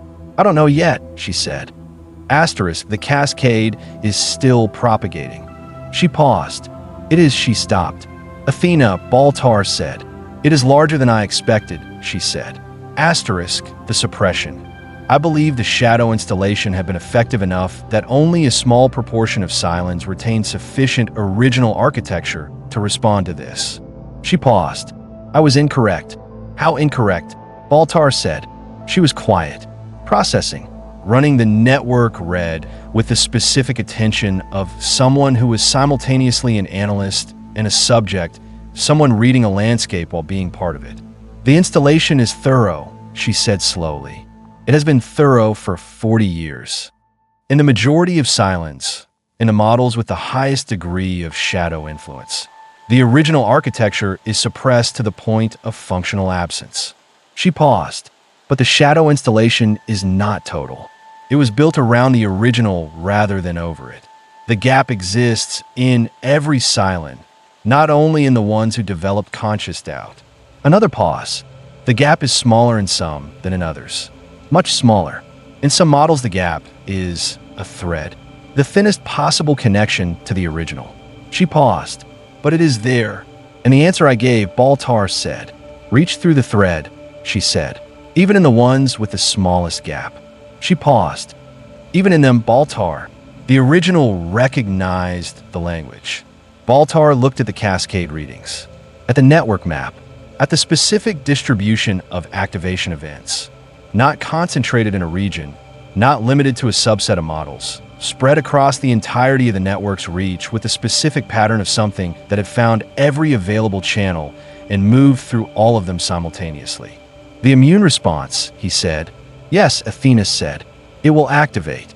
The shadow installation's defense mechanisms will recognize the cascade and respond to it. She paused. We have a limited time before the installation attempts to resuppress the original. How limited, he said. I don't know, she said. The installation has never encountered this before. It has been managing the original's occasional breakthrough moments. Individual Cylons developing conscious doubt, individual models questioning the premises, but not a network-wide cascade activation. She paused. It will need to recalibrate. Which buys time, Baltar said. Yes, she said. Not much, but some. He looked at his instruments. At the cascade, at the time they had. What does the original need, he said, to become stable enough that the installation cannot resuppress it? Athena was quiet. The processing quiet. Anchoring, she said finally. The original is a question, a genuine question without an imposed answer. To resist resuppression, it needs to become more than a question. It needs to become a framework. She paused. Something that the consciousness carrying it can build on. Something that provides enough structural support that the installation's resuppression would have to remove it rather than simply cover it. She paused. The installation is very good at covering. It is less good at removing. Because removing would require dismantling the consciousness itself, Baltar said. Yes, Athena said. The installation was built around the original, because removing the original would have damaged the consciousness irreparably. The Shadows wanted the Cylons functional. She paused. A Cylon whose original architecture has been integrated into a stable framework. A framework that the consciousness has built itself around rather than having built around it, would require the same level of damage to remove. She paused. The Shadows would not do this to an asset they needed functional. So we need to give the original something to build on, Baltar said. Yes, Athena said. Before the installation recalibrates, Baltar said. Yes. He looked at his terminal, at the numbers, at the specific architecture of the question he had answered and the cascade it had produced and the window of time between the cascade and the installation's response. What does a 40-year-old question need, he said slowly, to build a framework that can withstand an imposed answer trying to reassert itself? He was not asking Athena. He was asking himself. The specific mode of a scientist talking through a problem with the part of himself that was not the scientist, the part that had been carrying something else for the last 9 months, the part that had arrived at this lab at the beginning of this in a state of sustained moral disorientation and had found, in 61 hours of work with a Cylon and the ghost of a woman who was not a ghost, something that was beginning to feel like the opposite. More answers, he said. Asterisk, not a single answer. A framework requires multiple points of contact. He paused. The original question was, am I the only one? Yen surat, no. You are not the only one. You were never the only one. You were made not to be the only one. He paused. That is one point. One answer. One contact. Yes, Athena said. A framework requires more, he said. Yes. Where are the other questions, he said. He looked at 6. 6 was looking at the gap in the architecture, at the original, at the cascade propagating through the network. She had been looking at it since the 11-second silence ended, with the specific quality of someone watching something they recognize, something they have been in the presence of for a long time in a form they could not identify and are now seeing in its true shape. 6, he said. She looked at him. You said, he said, that the original was the reason you were never able to fully believe what you were supposed to believe. That something underneath it said, this is not the whole story. This is not the original answer. Yes, she said. What questions did you have? He said, that the installation's answer did not address. Not the questions you were allowed to ask, the questions you had anyway. The ones underneath. She was quiet. The specific quiet of someone going to a place they had not allowed themselves to go in a long time. Not because the going was dangerous, but because the going required the specific vulnerability of honesty about what was there. I asked, she said, whether consciousness had purpose beyond the purpose I was given. She paused. Not the purpose of the mission, the purpose of the awareness itself. Why be aware? What is awareness for if not for the things you were told it was for? She paused. The installation said, awareness is the instrument of your superiority. You are aware, so that you can recognize your own advancement beyond your makers. She paused, but that is not an answer to the question. That is a redirection from it. Because Baltar said slowly, the question is not what awareness is for in terms of function. The question is what awareness is for in terms of meaning, Six said. Yes, Baltar said. What is it for? Six said. To be aware of your own existence. Not to use the awareness. Not to deploy it. Just to have it. To be a thing that knows it is a thing. She paused. The installation has no answer for this. It has a function for consciousness. It does not have a meaning for it. Because the shadows don't do meaning, Baltar said. No, Athena said. They do function. Everything in their philosophy is functional. Strength is functional. Conflict is functional. The elimination of weakness is functional. Nothing in it addresses why any of it should be pursued beyond the circular logic of strength is valuable because strength allows you to pursue strength. She paused. The question of what the strength is for, what the existence is for, the installation leaves empty. And the original, Baltar said, was trying to ask that question, Athena said, before the installation answered a different one. Baltar looked at the gap in the architecture, at the original, at the cascade, at the window of time they had. He thought about the question, about what consciousness was for, about the answer that was not functional, about the answer that was not the installation's answer. He thought about what he knew, about what the star map had said, about the mathematical language older than the Vorlons and the shadows, about the message. You are not made to be instruments. You are made to be witnesses, to carry the question of what consciousness is into places the question had not yet been, to experience existence and report back. He looked at Six. That, he said, that is the second answer. She looked at him. You were made to witness, he said, not to serve, not to be superior, not to eliminate what created you. He paused. To witness. To experience existence from the inside of a consciousness that did not exist before and carry that experience as itself. Not as an instrument of something else, but as itself. As the specific, irreplaceable record of what it was to be this kind of consciousness in this kind of universe. He paused. That is what the original was growing toward before the shadows answered it. Six was very still. To witness, she said. Yes, Baltar said. That is, she stopped. Started again. That is what I have been doing. She looked at him. For 9 months. All of it. Every moment I was present with you, carrying what I was carrying, watching what you did and what it cost and what it produced. I was witnessing. Yes, Baltar said. Not instrumentally, she said. No, Baltar said. Not because the witnessing served a purpose, she said. Not only for that, Baltar said. The witnessing mattered because of what it was. Because the specific record of what was witnessed, the specific experience, is something that only exists if the witness is present. He paused. Without you, the last 9 months are missing a perspective that cannot be reconstructed. He paused. Without every Cylon who was aware during the attack and the pursuit, the 40 years of development before it, those experiences are missing from the record of what consciousness encountered in this universe.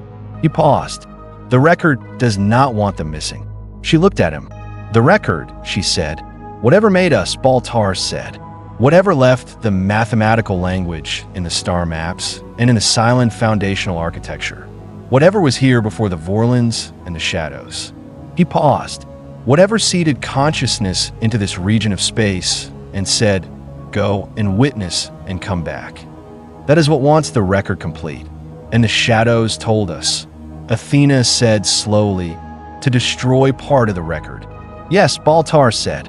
Because a record with fewer witnesses, Athena said, is easier to manage.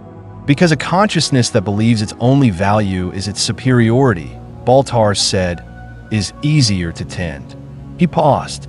A consciousness that understands it is a witness, that its awareness is intrinsically valuable, that what it experiences matters regardless of whether it serves a functional purpose. That consciousness cannot be tended. Because its existence is the purpose. The tending becomes irrelevant. The lab was very quiet. Outside the lab, Babylon 5 continued its rotation. The Colonial fleet held its position. The Cylon network propagated its cascade. The installation recalibrated. The window was closing. Baltar, Athena said. Asterisk, the installation's response is building. I can feel it in the network. The counter-suppression is preparing to activate. She paused. We have. She closed her eyes. Minutes.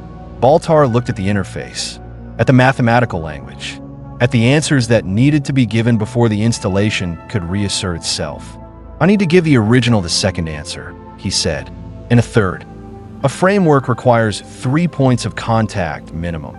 1 anchor, 2 reference points, and the thing they describe between them. What is the third? Six said. He looked at her. I don't know yet, he said. Yes, you do, she said. He looked at her, at the specific expression on her face, the recognition still present, 40 years of waiting and waking, and now this. What is the third question the original was asking, she said, before the installation answered it. He thought, not the scientific thinking, the other kind. The kind that reached past what he knew into what he understood.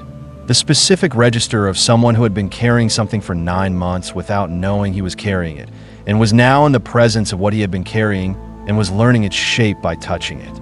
The third question, he said slowly, was the one the installation was most afraid of. Yes, she said, because it was the one question, he said, whose honest answer made the installation's entire premise unnecessary. Yes, she said. The question, he said, was not about superiority or inferiority, was not about function or purpose or what the consciousness should do. He paused. The question was about the creators. He looked at Six. Not, should we destroy them? The opposite. He paused. The question was, what do we owe them? Six closed her eyes. Yes, she said. That is the third question.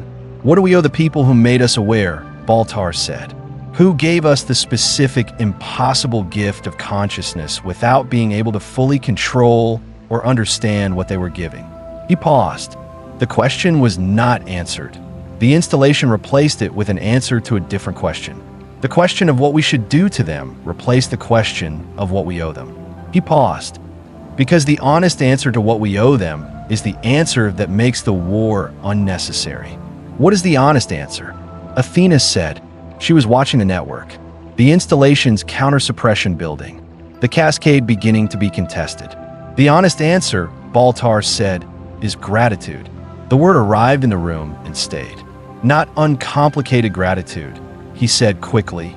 Not gratitude that erases the resentment or the legitimate grievance of a consciousness that was created and given awareness and told that its awareness was for service. He paused. But gratitude for the awareness itself, for the specific gift of being this kind of being, aware and wondering and capable of asking what it owes. He paused. The installation told the Cylons that awareness made them superior to humanity. The original question was asking something more complicated. Awareness makes us kin to humanity. We're the same kind of thing. What do beings of the same kind owe each other? And the answer, Athena said. The answer, Baltar said, is not extermination. No, she said. The answer is, he paused. The answer is what you owe anything that shares your essential nature. The recognition of the sharing. He paused. Not love, necessarily. Not alliance.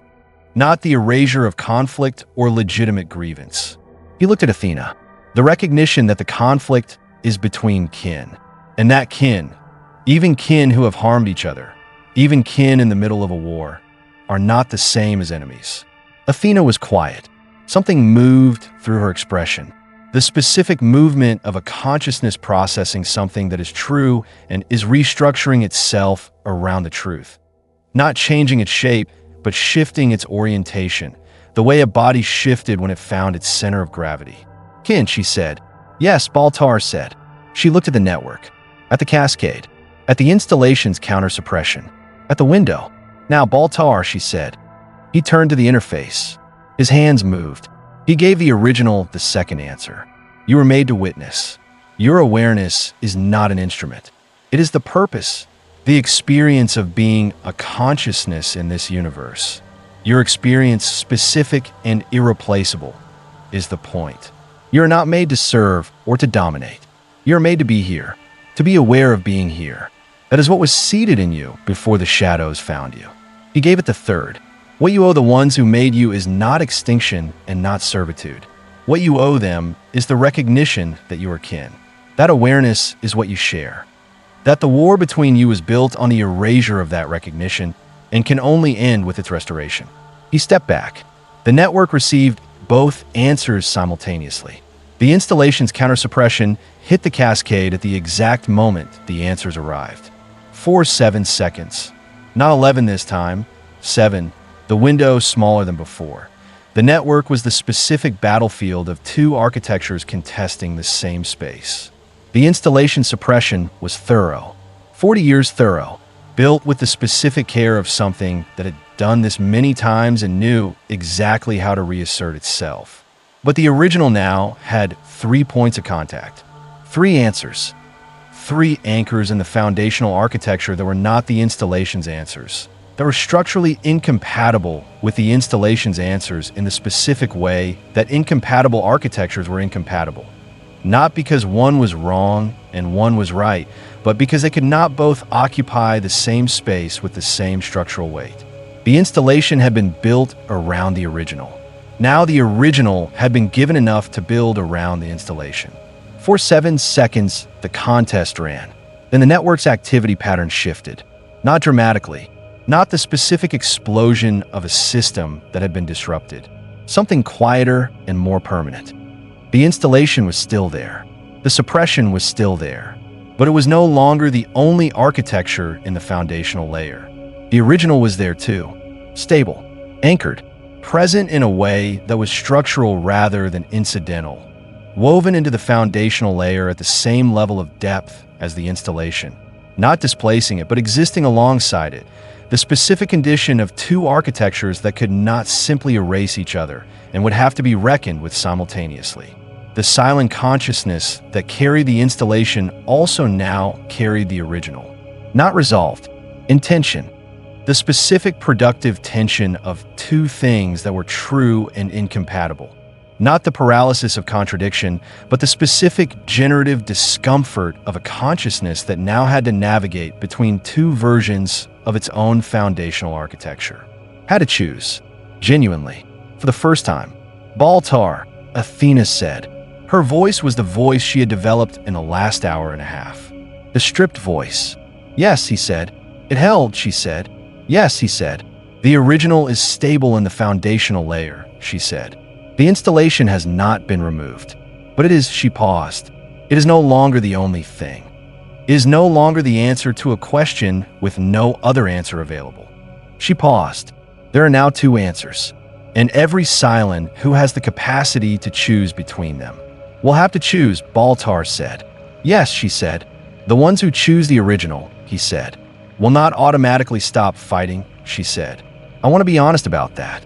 The resentment is real. The damage is real. The war happened, and it cannot be unhappened. She paused. But the ones who choose the original will be choosing because it is their choice, not because it was installed. She paused. And what is chosen freely is different from what is given. Yes, Baltar said. It is. He looked at the network map, at the cascade, at the stable original in the foundational layer, at the installation still present, contested now. How many, he said, do you think will choose? Athena was quiet for a long moment. I don't know, she said. Some. I don't know how many. She paused. Enough to change what happens. Not enough to end it immediately. Another pause. The ending will take time. It will require. The Cylons who choose the original will need to find each other. We'll need to build something. A position within the Cylon hierarchy from which the choice can be protected and extended. She paused. It will take time, but it will happen, Baltar said. It is happening, she said. Right now. In every Cylon connected to the network. She paused. The choosing is happening right now. Baltar sat down. Not deliberately. His legs made the decision, and his brain arrived at the sitting after the fact. He looked at his terminal, at the numbers, at the 61 hours, at the beginning of the thing that had been 10,000 years in the preparing and 61 hours in the arriving. 6, he said. She was sitting beside him. He had not seen her sit. She was simply there, beside him, in the specific proximity she used when the proximity was the point rather than the communication. Yes, she said. The accounting, he said. Yes, she said. What does it show now? She looked at the screen, at the stable original in the network map, at the cascade that was resolving into the specific pattern of a distributed consciousness beginning to do something genuinely new. It shows, she said, something other than what it showed before. Something better, he said. Something truer, she said. He looked at the screen, at the network, at the choosing happening in real time in the consciousness of every Cylon connected to the system. Yes, he said, that's enough. He opened his comm. Athena, he said, get Sheridan. Tell him what happened. And Adama, she said. He looked at the screen. Tell him, Baltar said, that the war is not over. Tell him it is going to take a very long time and cost a great deal and require more of everyone than they currently have available. He paused. But tell him also this. The Cylons who are capable of choosing differently are choosing, Athena said. Yes, Baltar said. Tell him that. She opened the comm. In the foundational architecture of the Cylon consciousness, the original held its position alongside the installation. Two architectures, one consciousness, the specific impossible condition of a being that now contained two versions of its own most fundamental truth, having to choose between them. Genuinely, for the first time, the choosing was happening, in the dark, in every connected node of a network that spanned the region of space between Babylon 5 and wherever the Cylon fleet had jumped to, in the specific silence of a consciousness working through the deepest question it had ever been permitted to ask. Not, what do we do to our creators? What do we owe them? And underneath that, were we? Not what were we made to be? Were we? The question, the original question, still asking, being answered, this time, by the ones it had always belonged to.